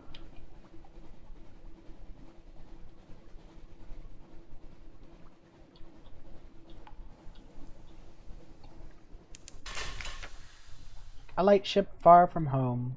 Its clear beam warms the way. We can buy fuel in the story part, I guess. Yeah. For 20 echo. Can't do it though. And if we had recent news, we could, I think, lower terror a bit. But unfortunately, I don't have anything. You can't even make a port report because it's not a port. And if it's not a port, then it's not important. According to the Admiralty. But where's that thing? I know it was like some sort of cluster of islands somewhere. It's probably either here or like here or like here. Somewhere around here. It was last time anyway.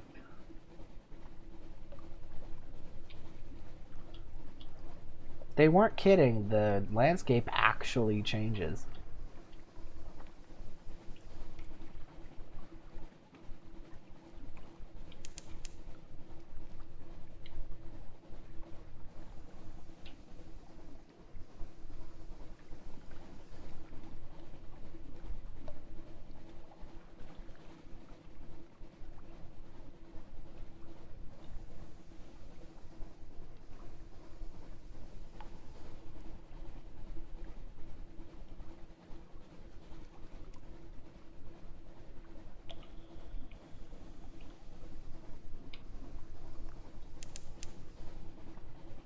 The waves are cluttered with Z-rack, like drowned hair drifting.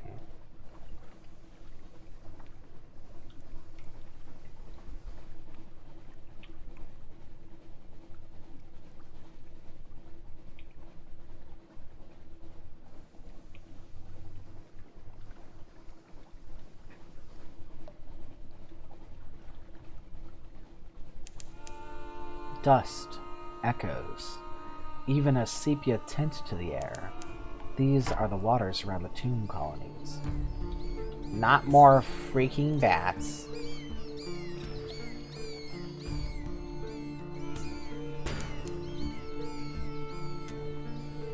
Goodbye.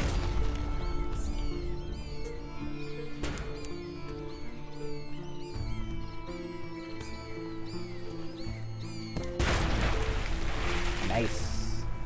Eat 'em up. Num num num num.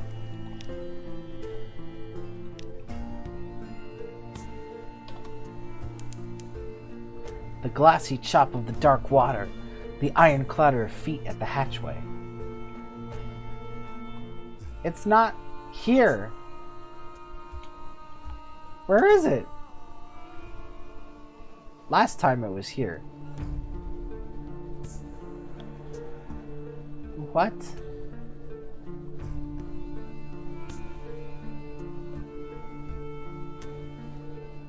Well, we can't search everywhere.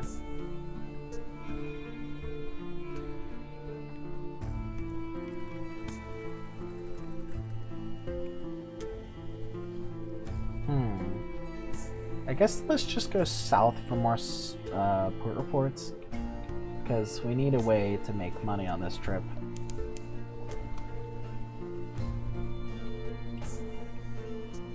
That's Hunter's Keep. We don't need to go back there yet. It's gotta be around. If we go down to Mutton, we'll at least get another port report.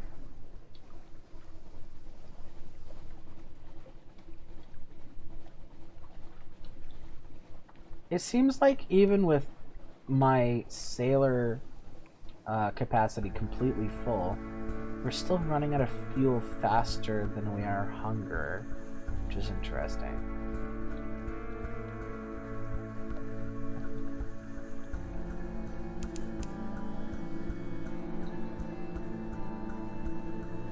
I guess if I slowed it down, it'd probably be the opposite. But I don't think that actually gives us more fuel efficiency. I think it would just have hunger go down because we're taking a long time. Oh no, I know what it is. I had an officer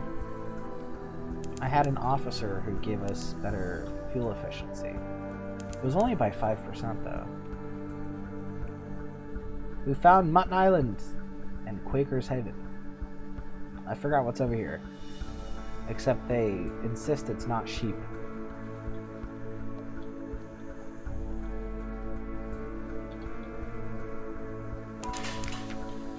Mutton Island. Fires on the hillside. Quaker's Haven.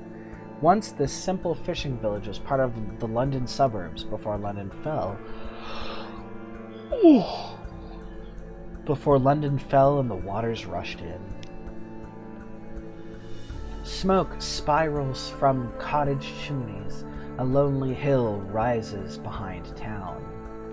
We can get drinks at the Cock and Magpie. That's the Rooster, not the other thing.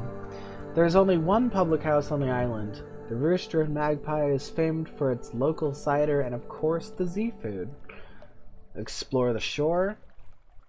Wander a little way along the shore from the dock. We could. Pick up a wretched mog. Meow, meow. A yellow-eyed, mangy, piebald thing winds around your ankles like a manacle chain. You've never seen a cat's mouth open that wide. Presumably, it's hungry. This is a mascot, one variety of officer. We can get a cat for 3 supplies. A terrible, terrible cat. I don't have much use for this particular officer, but might as well collect them. Like their Pokemon. Yeah. What's that smell? It jumps down from your arms and disappears into the darkness of the ship.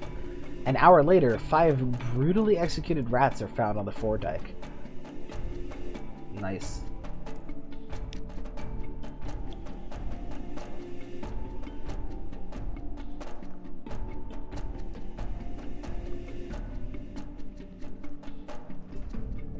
Chat to the fishermen. They sail the Z around the island. They mend their nets by the harbor. They see all that happens here, but you'll need coin to open their mouths. Thankfully, only one coin. Little ships and little secrets. Pirates plying the waves, smugglers at their work, Khanate ships pulling in to resupply. Nothing dramatic, but enough to interest the Admiralty. Not Admiralty. Admiralty? Admiralty. It's Admiralty. Sorry. My brain left me for a minute. Lost one echo, but now have a port report. That's good, because they're going to pay me more than one to receive it anyway. We can explore the shore, wander a little way along the shore from the dock, or visit the hilltop above the town. There's not much wind on the Unterzee, but Mutton Island suffers eerie gusts and buffets from an inexplicably local fragment of weather, and the air on the hilltop sometimes carries interesting scents. Let's do it. Peace. You stand on the cliff top, looking over the island's village. Smoke from the chimneys of the Rooster and Magpie drifts straight upwards. There's not a breeze to ruffle your hair nor to lift your collar. Below you, a young woman carries what could be real flowers, handing them out with a curtsy to everyone she meets. We have failed the challenge, but lost the terror, and that's nice. Alright, what about a shop? No shop? Okay, bye.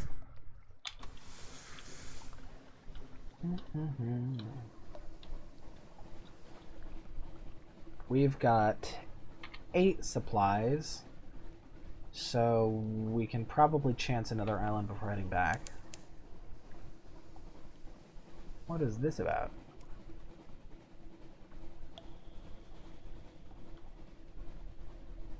What is over here? What is this? Seems a bit weird.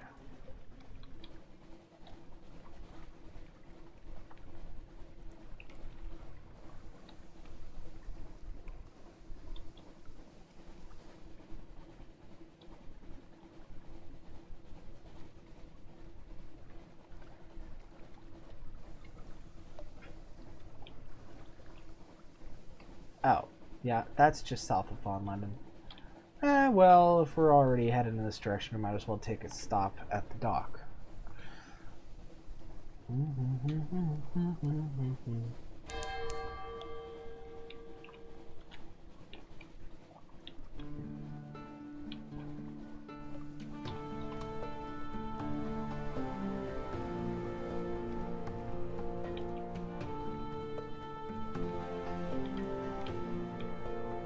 Might be able to get another officer as well. Returning to London, the lights of London welcome you home. This storyline only appears when you've been at sea for a little while. Collect messages from the harbor master. All the clatter and song of the dockside. It soothes the soul. Are there messages for you? Also, if we have over 50 terror, this will bring it down to 50. Something has changed in the Neath. Another day, time the healer. Your time at Z will change you, and London. Someone wants to sign on. The blind bruiser attends to business on the docks. And we have a free evening to spend, and the rose market has changed. A little proposal. This guy again. Good evening, Captain. And what a marvelous evening it is, if you don't mind my saying so, and given it is my impression you are an obliging sort, I imagine you will not mind at all. And since you are so very obliging, perhaps you wouldn't mind making a little detour via Mount Palmerston with a few articles of cargo, if you happen to be in the area. The cheery man will of course cover your expenses for this trifling inconvenience. You will need at least 1 unit of space in your hold. I know what this is. Accept the commission. It is only, after all, a trifling inconvenience. Actually, I think I went to a different one.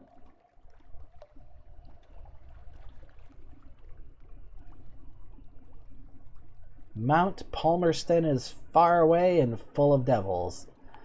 I think that's true. You know, I'm just going to accept the commission. It is, after all, only a trifling inconvenience. Y'all think that I should turn them down because this is definitely illegal.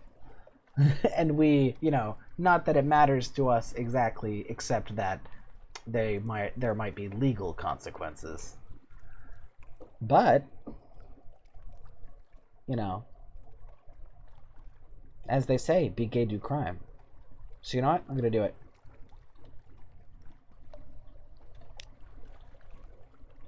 If you would be so kind to deliver this little gift to our friends in Mount Palmerston, then they will see to it that we get to hear about it.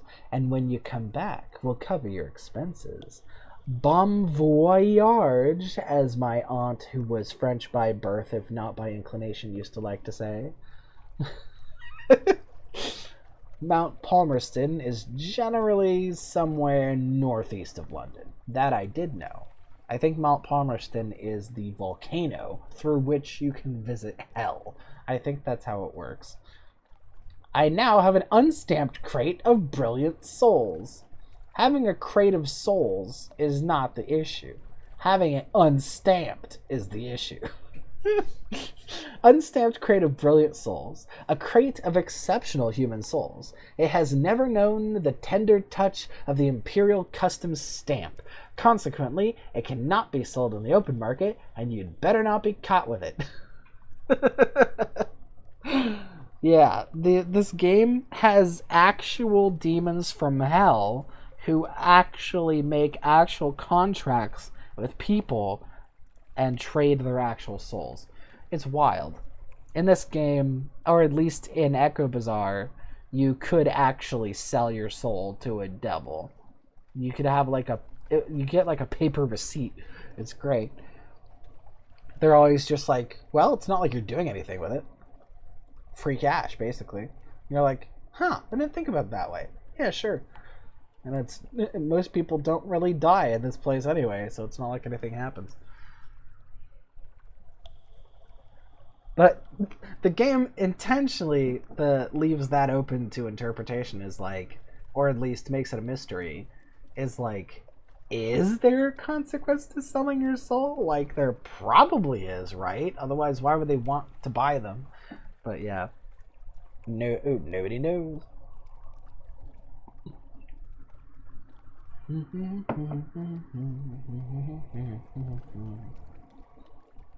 You agreed to smuggle souls from London to Mount Palmerston. Yay, we agreed to smuggle souls. A shadowy figure has made you an offer. Okay. Okay, let's turn in our reports. Hunter's Keep. We got 5 from that. The Salt Lions. The Bazaar has always taken an interest in that place. We got 20 echoes for the Lions. That's worth going back to. Take Quaker's Haven. Been trying the original rubbery lumps, have we? We get 5 for that one. Not much. And that's about it.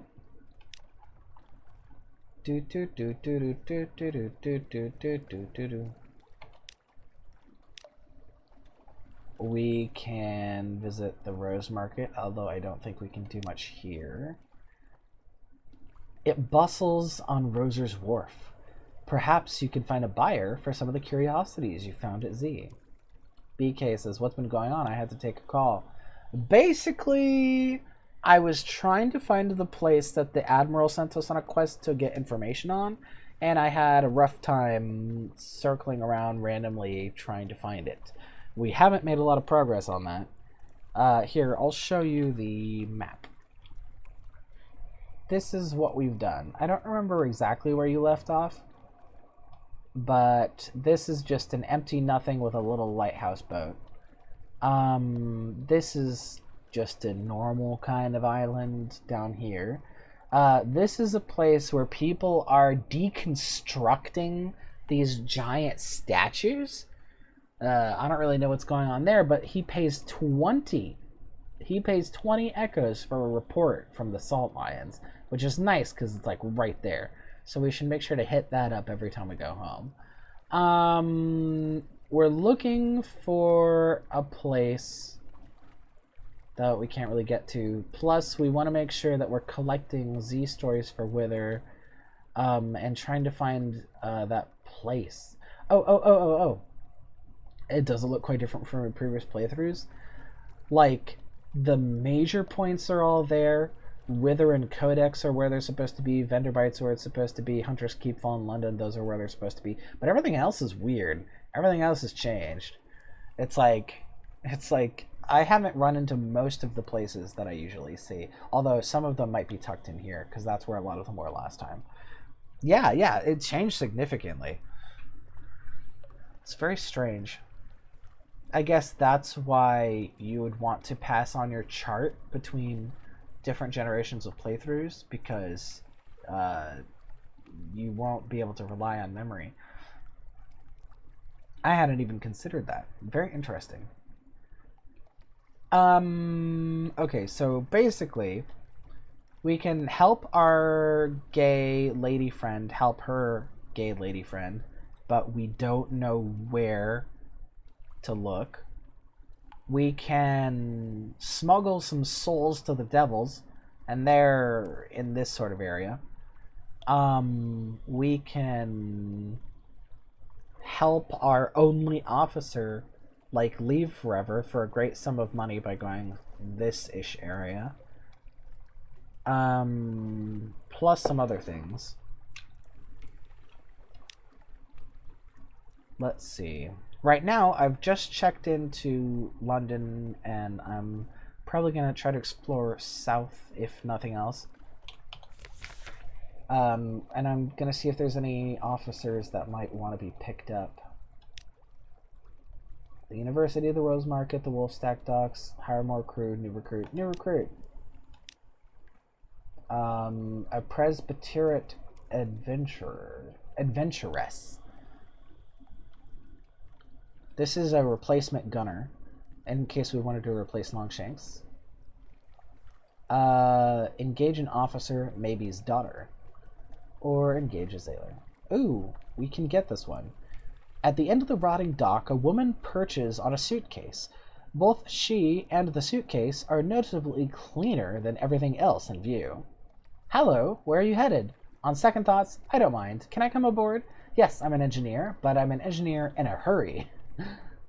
Maybe's daughter is an engineer who increases veils, iron, and engine power. Ooh, this is very lucky. It costs 30 echo. Very worth it. Welcome aboard. If anyone comes looking for me, well, I'm not accepting callers. Can I trust you to pass that on? You don't want them distracting me from my duties. Appoint your new officer by dragging her from the officer's tab to the slot at the top of the screen. Yep. Alright. Let's check her out as... Yep. A smile, a wink, a butterfly tattoo, an intense and detailed knowledge of weaponry and engines. This is exactly the kind of thing we needed. And let's talk to her. Perhaps you don't entirely trust her, but she keeps the engines turning and she's hard to dislike. Invite her to dine with you. That's a lovely idea. How about a fish dinner? I do have quite particular taste in fish. Generally, if you sit down and have a dinner with the officers, it allows you to start a quest for them. Basically, you're like buying a quest with a supply. Oh, but she wants to eat a strange catch. Ah. Increase your veils. She'll tell you her secrets if you tell her yours. Nice. So she's one of the people, all the officers can do this, I think, where you can trade secrets for permanent increases in your stats. And so I'm going to trade her my secrets for veils. Very perfect.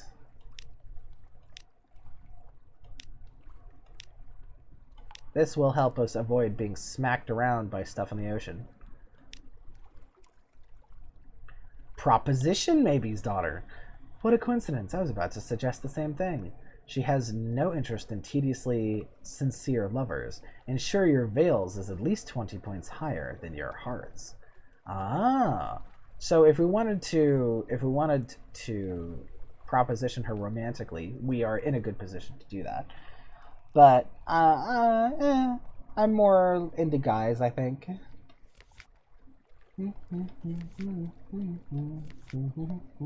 Oh yeah, we named our ship the Gay Agenda. That's important. Also, we still have that long box we can take to Station 3. Oh, that's one of the things. I was going to go to Station 3 to give them the long box. But, like, where is it? Because last time I went to Station 3, it was, like, here. So, I think exploration is the name of the game right now. And in general. So, wait. I should probably make sure I'm done in town. Let's see. Get the recent news. The Echo Bazaar, the enigmatic marketplace, has increased its tax on love stories. The Trader Empress has forbidden singing in the street outside her palace.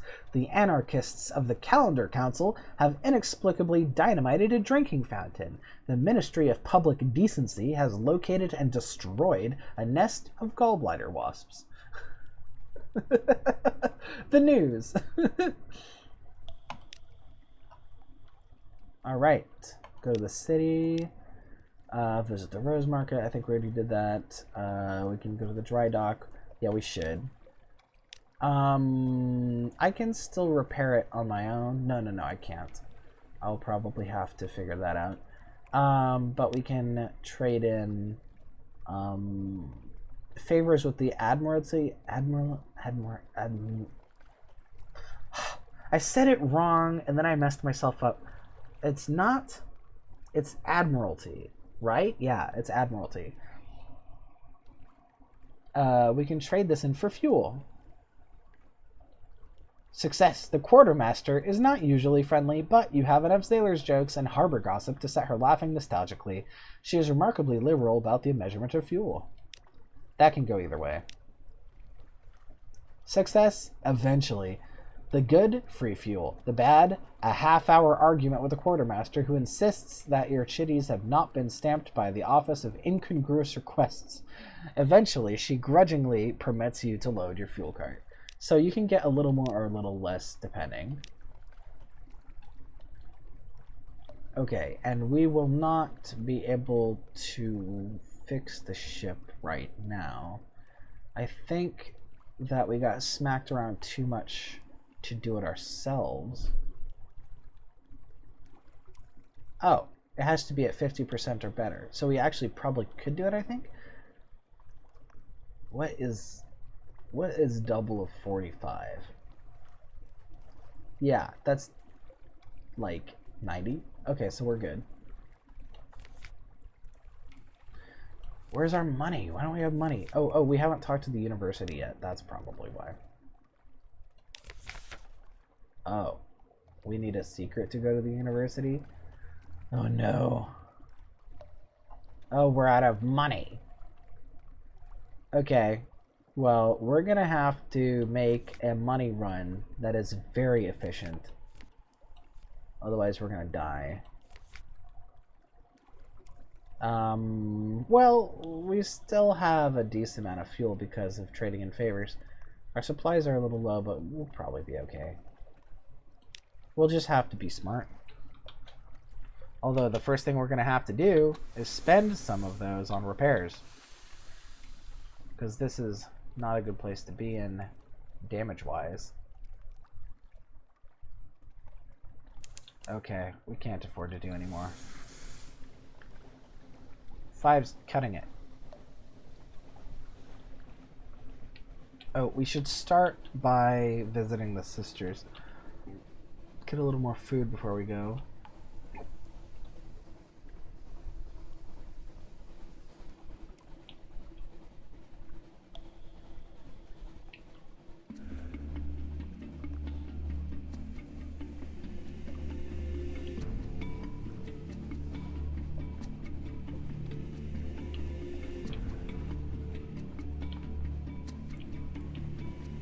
Although, now we're moving much faster. thanks to the engineer.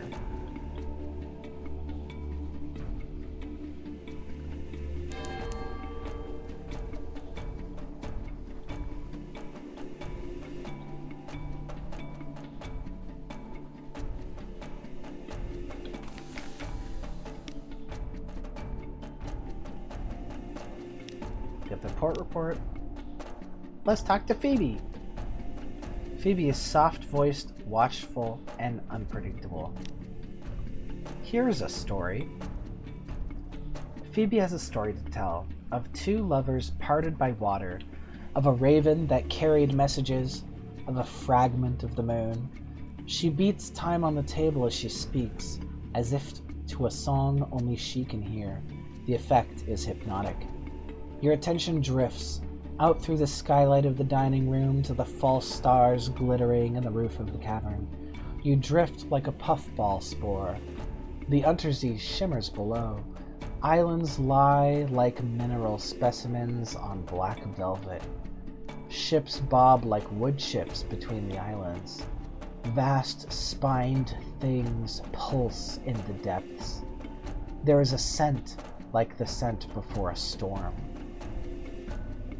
The storm came, says Phoebe quietly. Everything changed.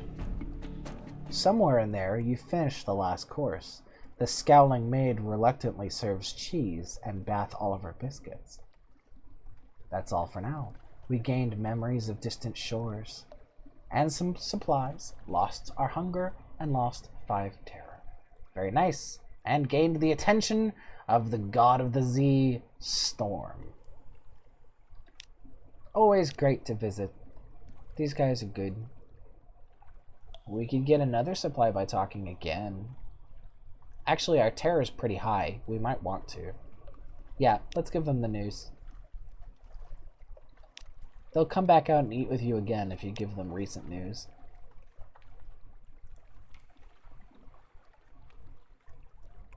Wait a minute. I think I clicked one without realizing. It wasn't supposed to be Cynthia. She doesn't help with terror. Oh no. At least we have another supply. Alright, let's head out.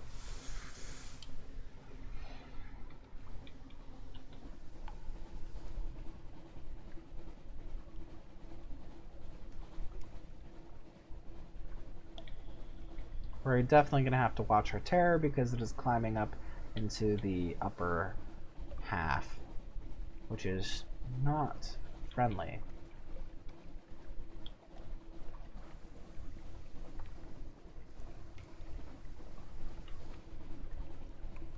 I don't want to detour to the Salt Lions, even though I get 20 echoes for that. I think I need to find... What was it again? I for sure knew what I needed to find, but now I don't know anymore. I totally forgot. Does anybody remember what I said I was going to try to find on this run? I was going to go south to look for something. It's okay if not.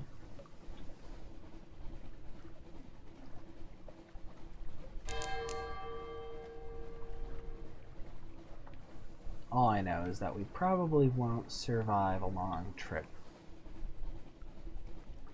Or even a medium trip.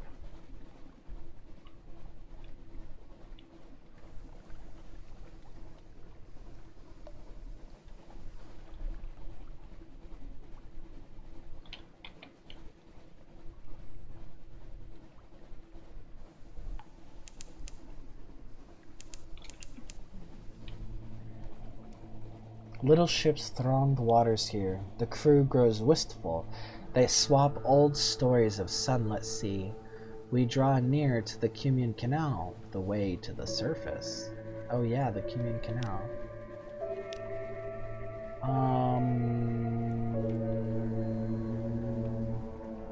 They probably pay decently for that. Oh, that's right, of course, it was Station 3. Station 3 is supposed to be around here somewhere.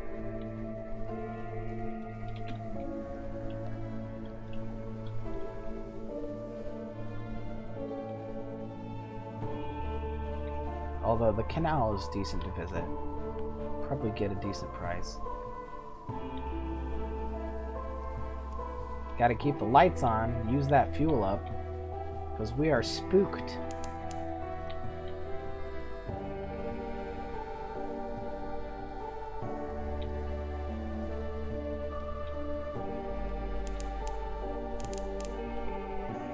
A soft wind from the east, the impossible scent of pine.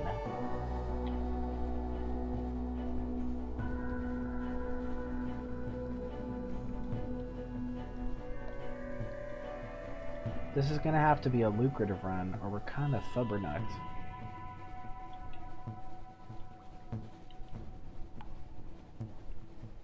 Ugh. And avoid that silly little fish.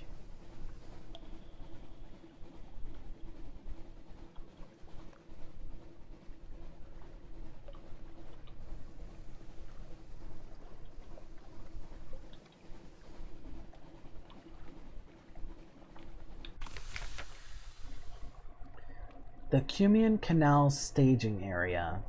Here the dark waters run down from the surface from a brighter sea. The canal ascends through locks and gates and shadowed turns to the sunlight of the surface. If we have enough fuel, we can travel to the surface. The sun is dangerous to Neath dwellers like your crew, but the surface has its temptations. Ensure you're well stocked with supplies and fuel, or you may never return. Ah. Listen for surface gossip. The ships of the surface linger here. This is their lifeline to a warmer place. Daylight. This would be a prime spot for a pub or a wine shop, but the interests of the Echo Bazaar and the laws of London prevent it. They don't like competition. Still, there are temporary half-legal hoteleries and long-moored ships. Here you trade stories with suntanned surface sailors. Stories of Paris and Batavia, I'm not sure what this is, sorry. The Lost Fires and the Final Isles. That's all for now. You have one vision of the surface. It's hard to get these, too. I think this is one of the only places you can get them from. Many ships pass this way, but perhaps you'll pick something up that they missed. Business as usual. The gates open and shut. The locks remain free from sabotage. If anywhere besides London is safe in all the Unterzee, it's here. The surface nations have an interest in keeping the way open. You now have a perfunctory port report. Okay, cool. So hopefully that is useful enough that we won't die on our next run, because that's gonna have to be our moneymaker. Okay, where is the station? We need to find the station. Where's the station? Because I'm pretty sure that we're gonna be paid well for the box, and even if we're not paid well for the box, we will be paid well for the report.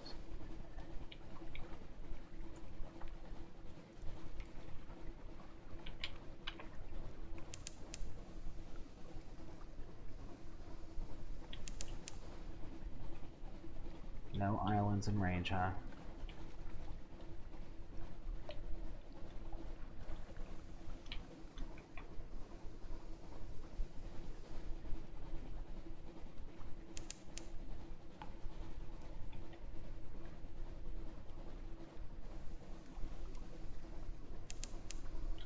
Ah, the Iron Republic is some distance to the south. Sizzling vapors rise from the sea. Time slips sideways. A coil of rope has stung a stoker, and his fellows beat it to death. We are under the hand of the Iron Republic. What? I've never been far enough this way to figure out what this is. Sounds interesting, though. Oh, I don't like it when it does that. If you, like, pass through a corner while you're traveling the map, it sort of just has this weird unbroken darkness area. Okay, so straight south. Hold on.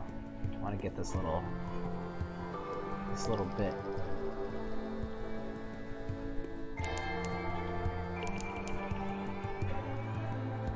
Here we go. Little ships throng the waters here. The crew grow wistful. They swap old stories of the sunlit sea. Okay. What the heck is this place? Adam's Doom. That's great. Hey, what's this? The Iron Republic. I've never been here. Hugel's Bluff? What kind of a ship is that?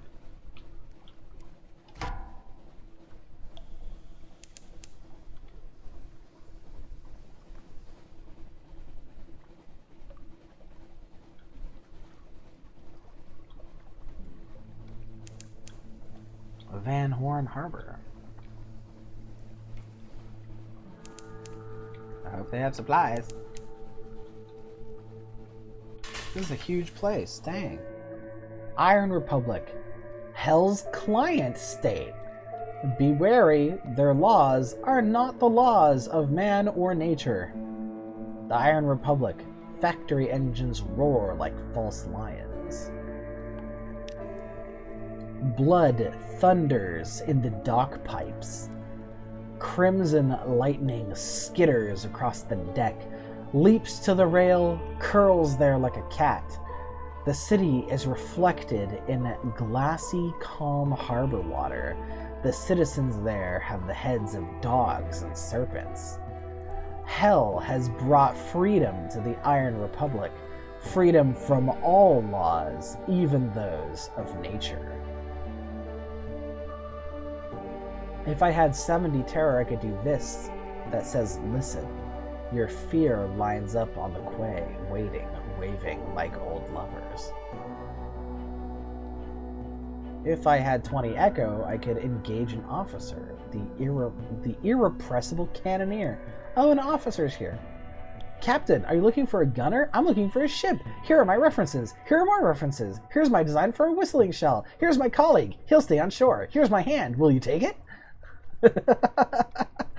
The cannoneer is a gunnery officer who substantially increases iron.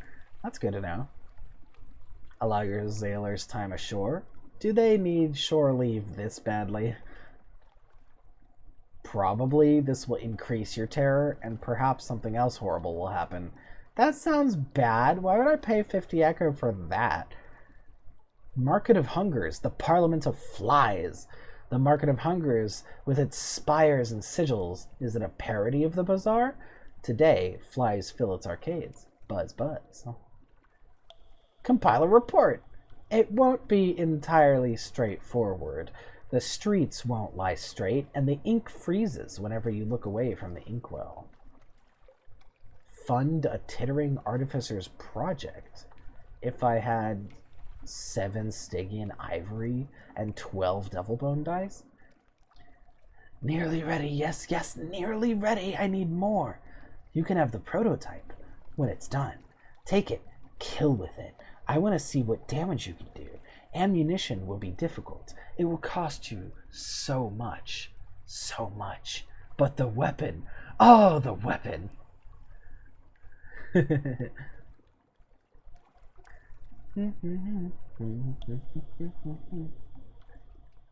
This is a forward-mounted weapon with unusual characteristics. Well, that's good to know. Hey, I gained a secret at some point. That way I can unlock the university. That will be very helpful. Stygian ivory and double bone dice. Well, if I ever wanted a really, really good weapon, this whole place is really good for gathering offensive capabilities, but not for much else. Let's try the report. New passions. The sensations of the Republic are overwhelming. This is a desire for years. That is a hatred for fountains. Here is an emotion that can only be expressed mathematically. Now you are awash with a nostalgia for the hatching of the egg. Write it down. Write it all down. Perhaps you'll be rid of it.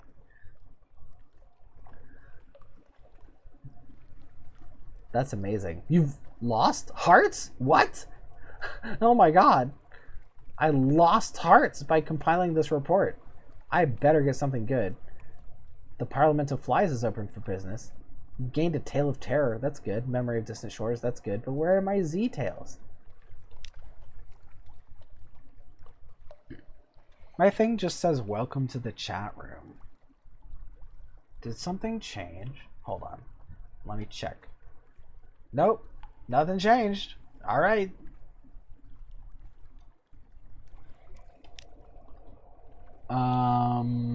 I guess let's visit the Parliament of Flies. The Merc folds. Sorry, I haven't been talking a lot. No, that's okay. I think I just got an automated message that says welcome to the chat room. So I noticed the chat moving, so I went down to look, but nothing had happened. I was like, what? I don't get it. It's all good.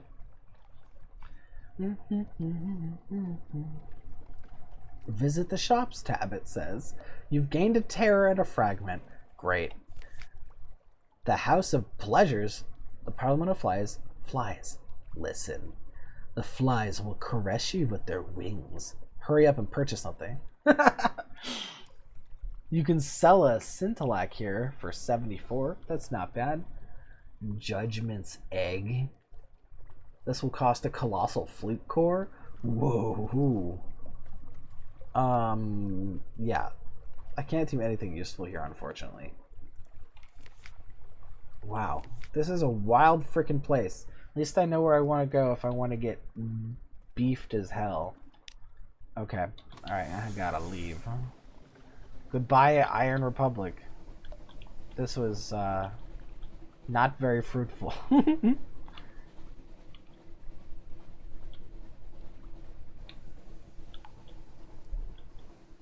Yeah, I figured today would be a day where I'm going to do most of the talking, since this is a really text-heavy game.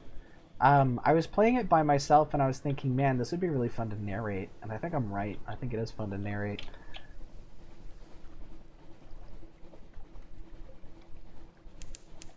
There are no islands within the Z-Bat's range. Wow, we're just in the middle of nowhere here. Oh, it keeps doing that. I wish that the Fog of War system was a little bit better.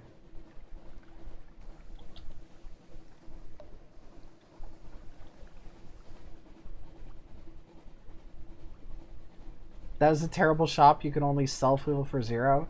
Yeah! And I could buy some, but I didn't have any money. We've entered a fog bank. Corkery Bay. Does it do anything? What does that say? Came on deck to find the metal sharp with sparks? Ozonal coronas haunt the ship. This is Dawn's Edge. I love the way it introduces things like that.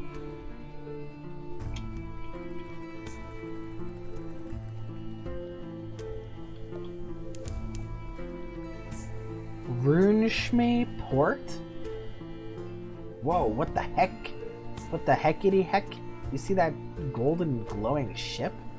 Dang. Hodgerton's Bluff. You're low on supplies. Yeah.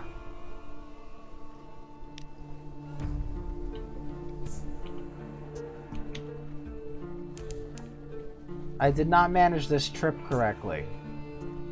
I'll probably die. Runeshme Port has nothing in it. It's just dead. Can we talk to the glowy ship? Ooh, generally it'd be an enemy. And we don't have a lot of resources to find out. Nope, no, it's bad. Bad. We do not want to talk to the ship. It is a hostile dreadnought. Ooh. This is something called Zelo's Town. Please feed us. Please give us food. I don't want to resort to cannibalism again.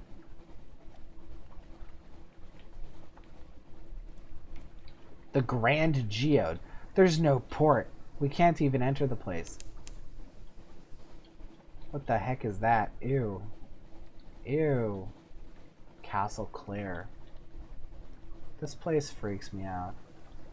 I don't know what any of this stuff is. All I know is we're starving to death. I did not plan my trip very well. Okay. I don't think there was anything to eat at the Iron Republic. Ooh, yeah, I went down super, super far. The Dawn Machine. What is the Dawn Machine? Okay.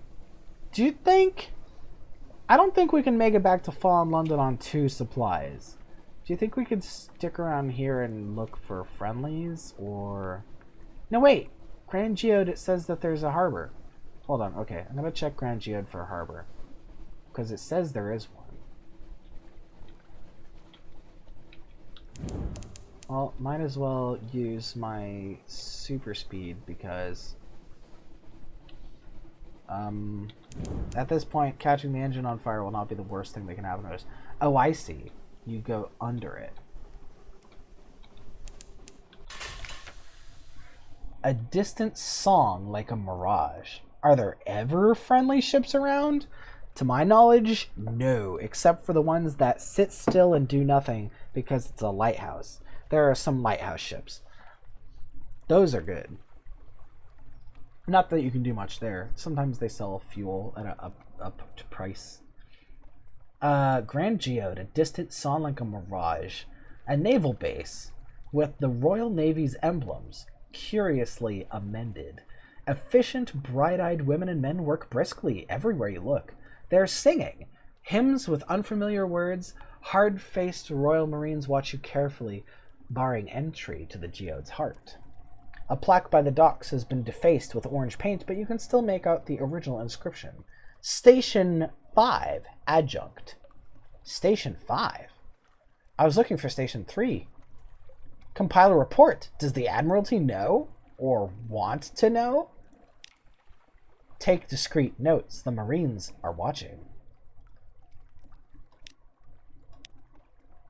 Ask to speak with someone in authority. What is this place? The Commodore may be able to give you a few minutes. The Commodore shakes your hand warmly. He's a handsome, open-faced fellow in an immaculate Navy uniform. His office is equally handsome. It overlooks the glittering interior crystal cliff. It must be as well lit as any study in the Neath. He deflects questions about the purpose of this installation. Classified, you know. But smilingly offers you tea, biscuits, and mineralogical anecdotes. The biscuits are good, but the anecdotes rather blend one into the next. You find yourself nodding and then jerk suddenly awake. The Commodore is smiling. Your cup is empty. You feel well. Very well. A little euphoric, even. Come back soon, he says softly. Food, nom. Dude, I think he just drugged us. What the hell? We've lost terror. We've gained memory of distant shores. And memoirs? Memoirs a sunstroke? You've spoken to the Commodore and the Grand Geode, but your memory is a little hazy. The light, it's pretty. Menaces, yearning, burning. Something bad happened. Okay. Do they have... I guess drugged food is better than eating your crew? Well, it didn't even give us supplies, so it wasn't super helpful. We are going to die or turn cannibal. It's gonna happen. They don't have a shop. Yeah, we're definitely in a bad situation. We can pick up an officer, though. Engage an officer, the Carnelian Exile. A dark-spectacled woman marches up to you in some haste. Captain, take me with you. I'm no longer welcome here, and I will show you where you need to go. And the Exile is a first officer who increases mirrors and pages. Good. Why not? Let's do it. Welcome aboard. Here I am. A ship, I suppose, is both always here and never there, because there becomes here. We can eat the new crew first. Well, we don't eat the officers. We never eat the officers. It's only ever these guys. The replaceables. Okay, let's check her out. Soft-spoken and a little mystical. How much does she see? Now we have a first officer. Speak to. She has the discomfiting, even irritating habit of answering your questions just before you finish speaking. Invite her to dine with you and ask her to remove her glasses. You'll need to tempt her with the very finest gossip of the Z, or ask her to dine with you, but don't ask her to remove her glasses. Increase the mirrors. Tell her a few words of what you've learned. She'll do the same. Or ask her, yes? Huh. Okay. Interesting. We are about to die. Okay. First, we're going to pause, bring up the map.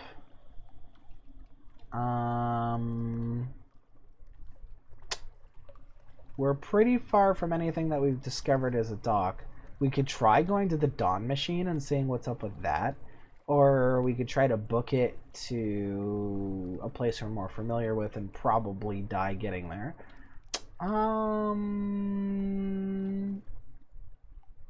We went to the Iron Republic. That wasn't very helpful.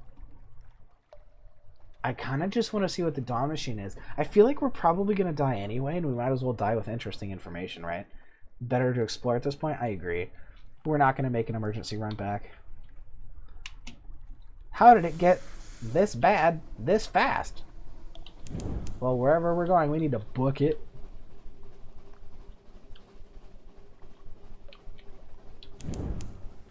If you hear that full power sound, it's very possible that we could immediately explode. Basically, every time I press the button, we either explode or we don't. Here we go! We did it! You've pushed your engines too far, too fast. Sailors scream, flames rage. Heal the wounded, damp the flames, do what you can, high risk. This is where hearts come in. Quickly! Hearts failed. You lost 14 hull and 2 crew. Oh well, we're still not dead though. What the heck? What? What?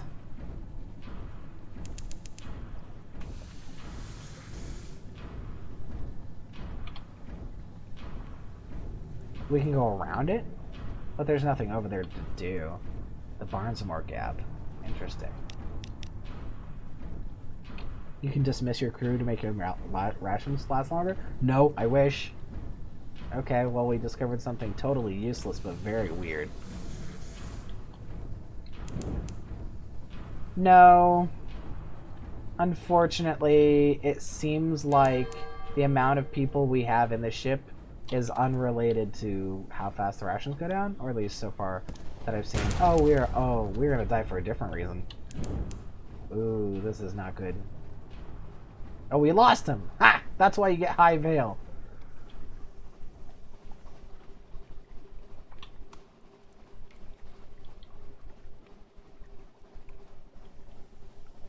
Okay, send the bat out.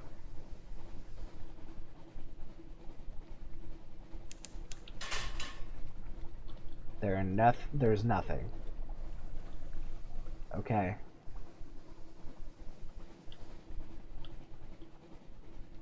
Sail into it. I checked on the map and it said that it was a solid structure. So what would have happened if we hit a solid structure is we ram into it and we take damage. That's about it.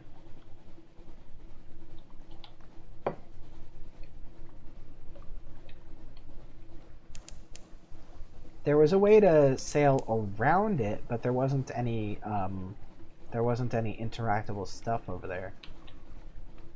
We found what seems to be an old wrecked colony. Z-bats cry out. They are nothing like birds. The Carnelian coast. Far to the south, the Neath roof glimmers above the mountain of light. Oh, this is something. We've discovered Port Carnelian.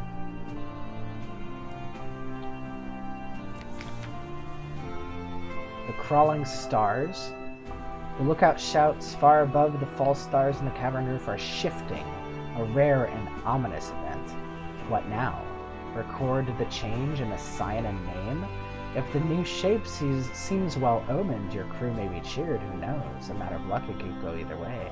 Or eyes on the deck, forbid them to look. You can't really stop them, but you can at least discourage discussion. They won't like it, but it's safer. I haven't done this before, so might as well do it.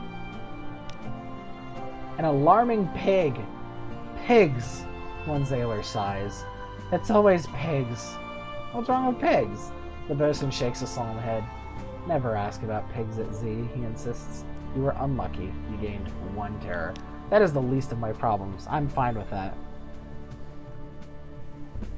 If these people have food, it'll be very, very welcomed.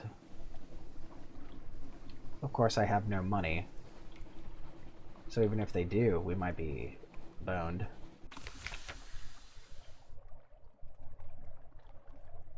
Port Carnelian. Fallen London's sole imperial possession. Treasure it. Truth and dreams. Beneath the cavern that holds the Unterzee is prowled by dreams. I think stuff like that is happening because my terror has hit 50. Port Carnelian, London's first Unterzee colony, sweats under a blanket of southern heat. Oh, I see. Okay, so Port Carnelian is the first place that people colonized after London dropped into the Unterzee. Interesting.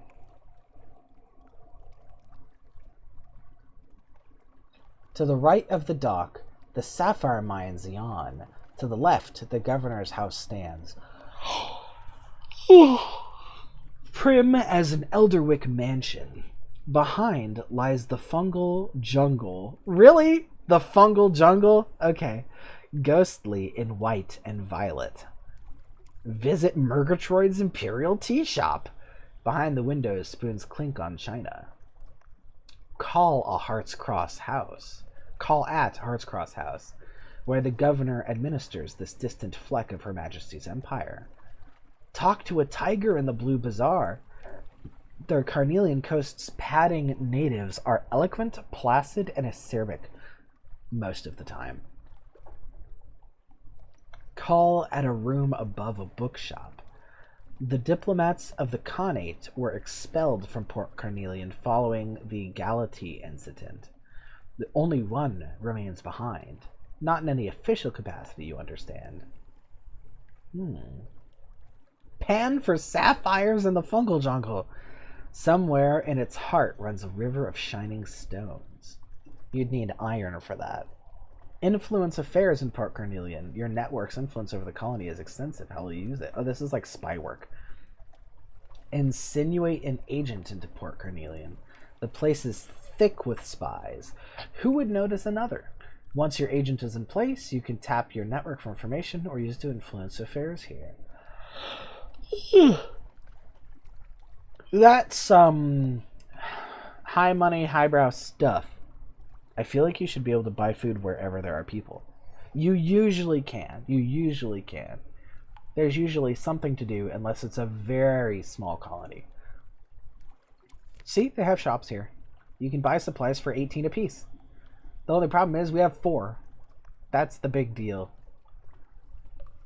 Sapphire Exchange. Actually, this place is indeed mostly for sapphires.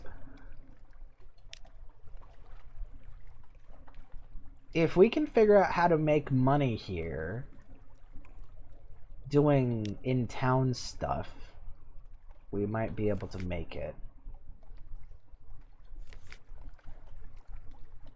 I know, right? Get some sapphires. We can always try it. It says it's a high-risk challenge. But also high risk is going out to sea with 0 supplies. So yeah, let's just do it, yeah. A native ambush. Perhaps ambush is a strong word, but there's a tiger sitting on a broad mushroom cap asking unflattering questions about your nutritional value. You retreat.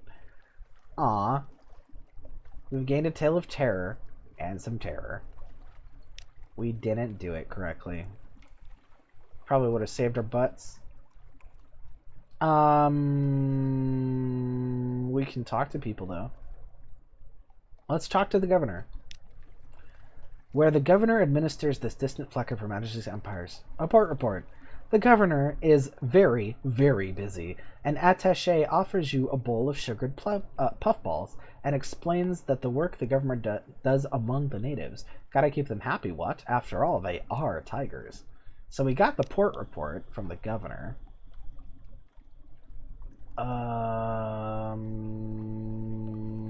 That's weird. It didn't allow me to do other things after that. Oh no. Yep, we're well and truly destroyed. You can't get money from elsewhere. I guess you have to try sapphires again. Well, we can't.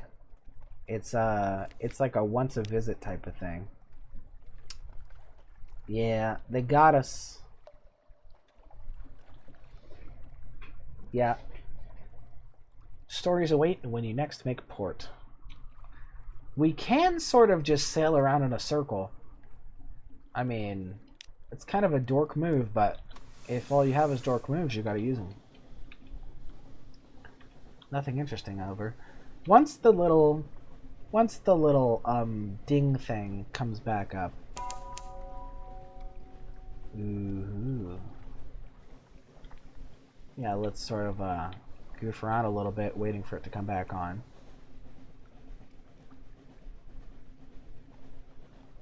If we're away for a certain amount of time, then it'll reset.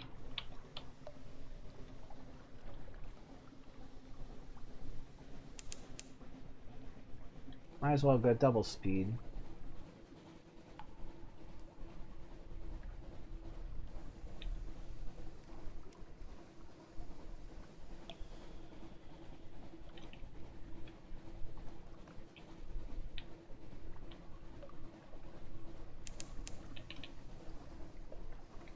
There doesn't even seem to be any islands nearby. There it goes.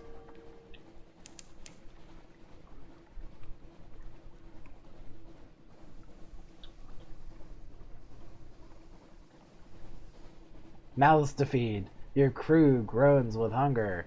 Oh no. Oh no! We didn't make it in time!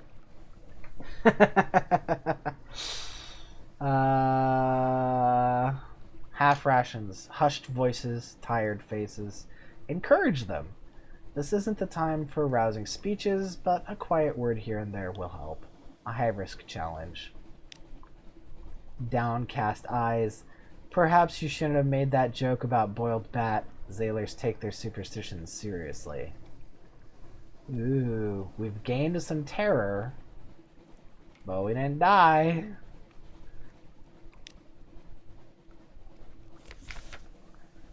Ooh. Memories of plenty. Hot porridge with creamy milk and honey. The smell of roast chicken.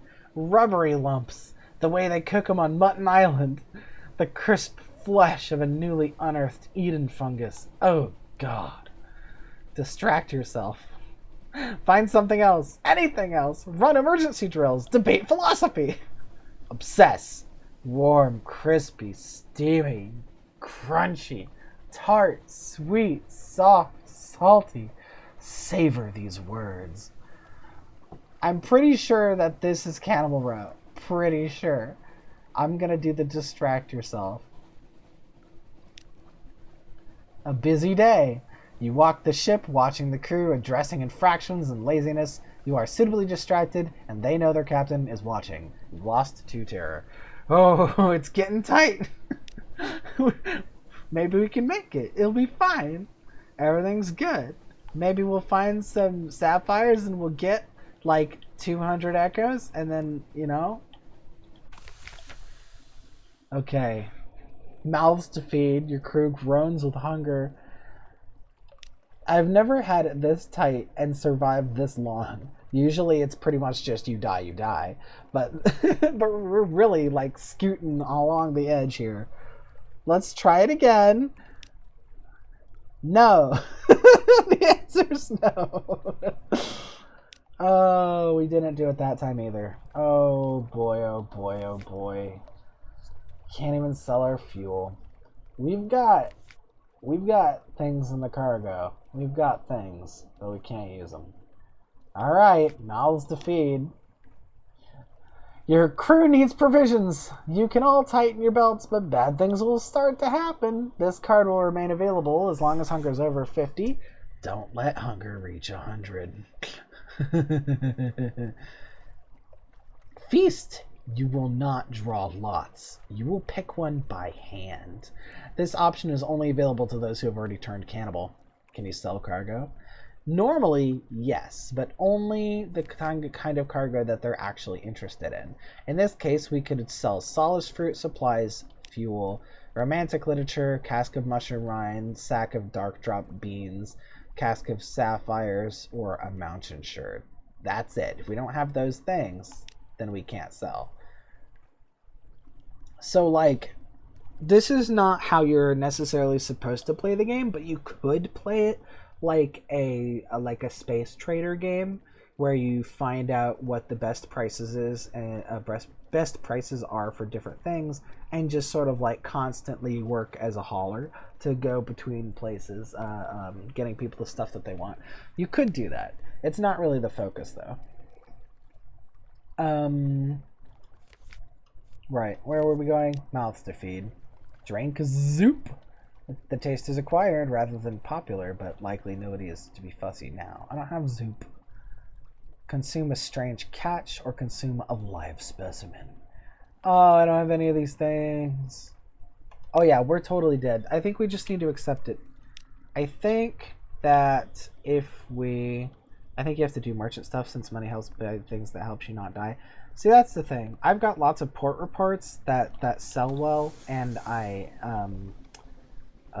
gained a secret that'll let me into the university, which also pays well, but I didn't manage to actually do those things. I explored too far to go back to London, so unfortunately didn't work out. But I'm learning a lot of cool stuff, because even if I die, I'm still learning. This is good. I'm gonna keep going east because that looks like a landmass, and I want to figure out what's over there. We're gonna die, but this is our last hurrah, and we're gonna enjoy it.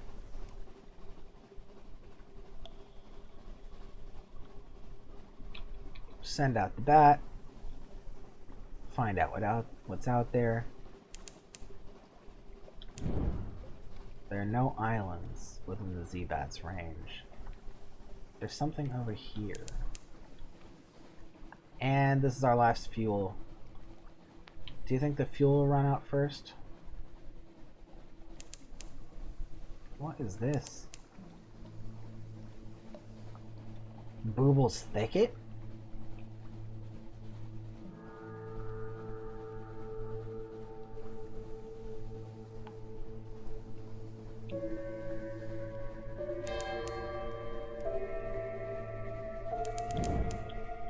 Ooh. I don't like that. Crying Heights. Andromeda's Rocks.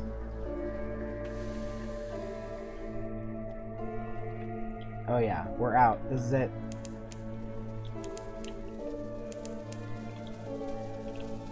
Blue Prophets. Let's obsess. Why not? Bats to eat? You know, if we could have defeated them, then probably, but I'm getting a sense that these guys are really strong.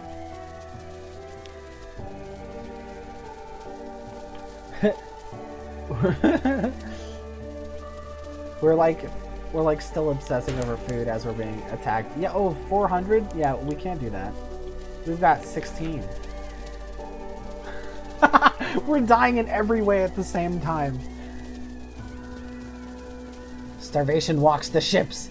Day by day, you all grow weaker. Each sip of fresh water is carefully rationed.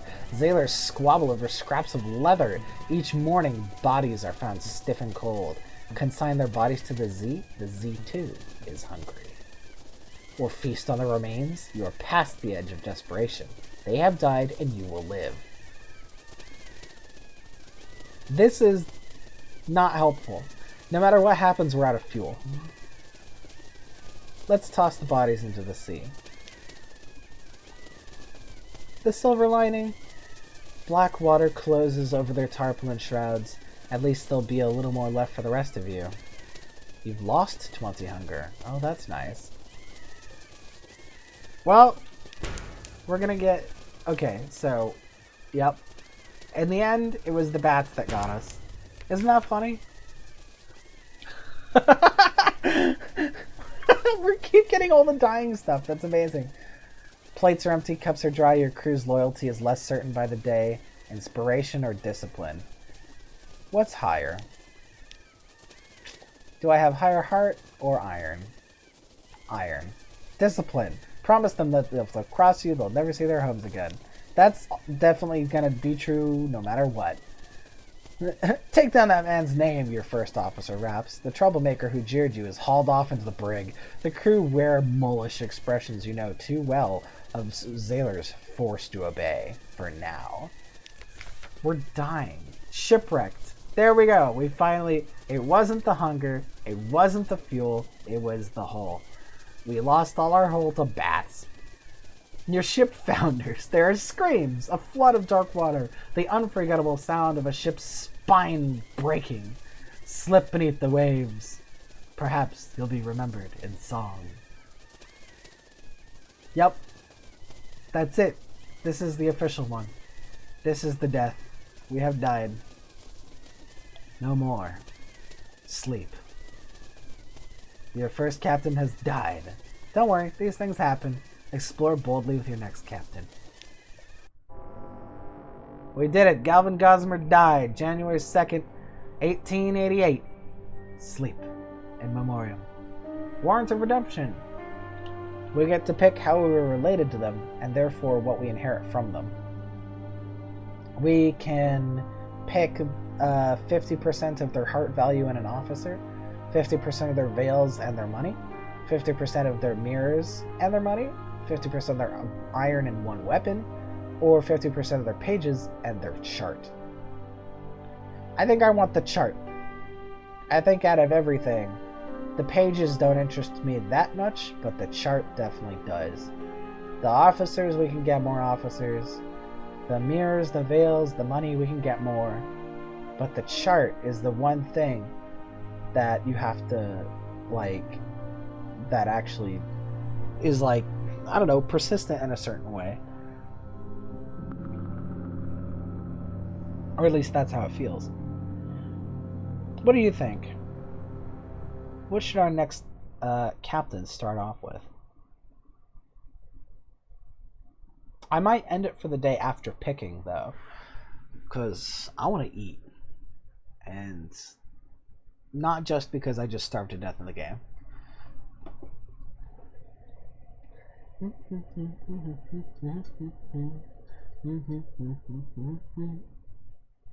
We did have a money problem, that's true. But inheriting 50% of no money won't help.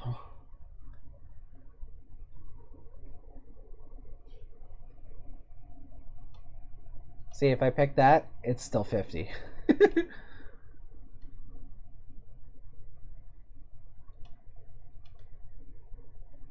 We could have an officer, though. Maybe's daughter has 6 veils, 3 iron, and engine power 100. That was pretty good. Although heart value doesn't go up because it was lower than 25. If I do this, I get 3 extra veil to start with and no money. If I do this, I get nothing. If I do this, I get the same weapon that you start with, so that's pointless. So actually, this one and this one are the only 2 that actually give you something in this particular scenario. Besides a tiny bit of veils, which we don't really need to worry about. Trust my judgment for the charts since we don't really have much else. Yeah, pretty much. Although the officer...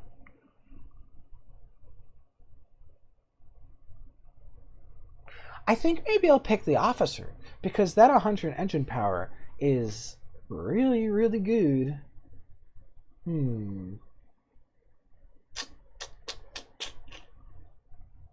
Or is it? Yeah. I didn't really like this version of the map either. Like, comparing between the one I had and this one, and then kind of between those, understanding all the different configurations the islands can be in, the stuff that I needed to be close by wasn't. And I'm thinking I lucked out on the first one, and this one not so much. You can always find another good officer. That's true. I'm thinking it might be actually beneficial to start with a different map. Although, we could just keep exploring just because. Whatever, let's do the chart. Because this is not a strong choice here. It's kind of more of a flip. Well, let's do it. Wolfstack Harbor. We did it. We started over. We've got a new person to play.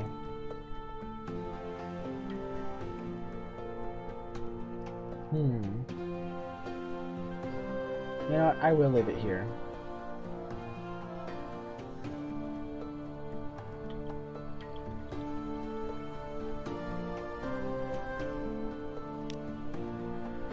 Yeah. Might as well. One of these days I'll get a little bit smarter about resource management. I always end up stranded in these games, although, to be fair, that's the number one thing that gets you in this type of thing. A pretty regular death for this kind of game. Alright. Well, I'm gonna call the stream, I think. How long have we been recording? I don't know if it says anywhere. Oh, it does. 3 hours! Yeah, that'll do it. Maybe do the not brave thing and go back every time you do something. Yeah, pretty much. I think that'll do it. I mean, I think some of those I was just going somewhere reasonable and then got distracted. I mean, they did say that if you play it safe every trip and just go immediately back and forth, that will also run you out of resources, since the more valuable stuff is far away and the easy trips are not efficient. So yeah, I guess basically just like do one brave thing per trip. I think that would be better. It's like just branch out a little bit at a time, have a little bit of adventure as a snack. But yeah, I really like this game. I really want to play more of it. I like the sort of mix of like poetry and humor and atmosphere. It's like really cool, I think. Anyway, yeah. Thanks so much for watching. BK, glad you stuck it out to the end. It was fun having someone to talk to, and I hope you enjoyed.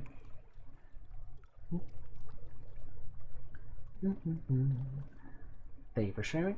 Yeah, thank you for watching. Stay dinosaur.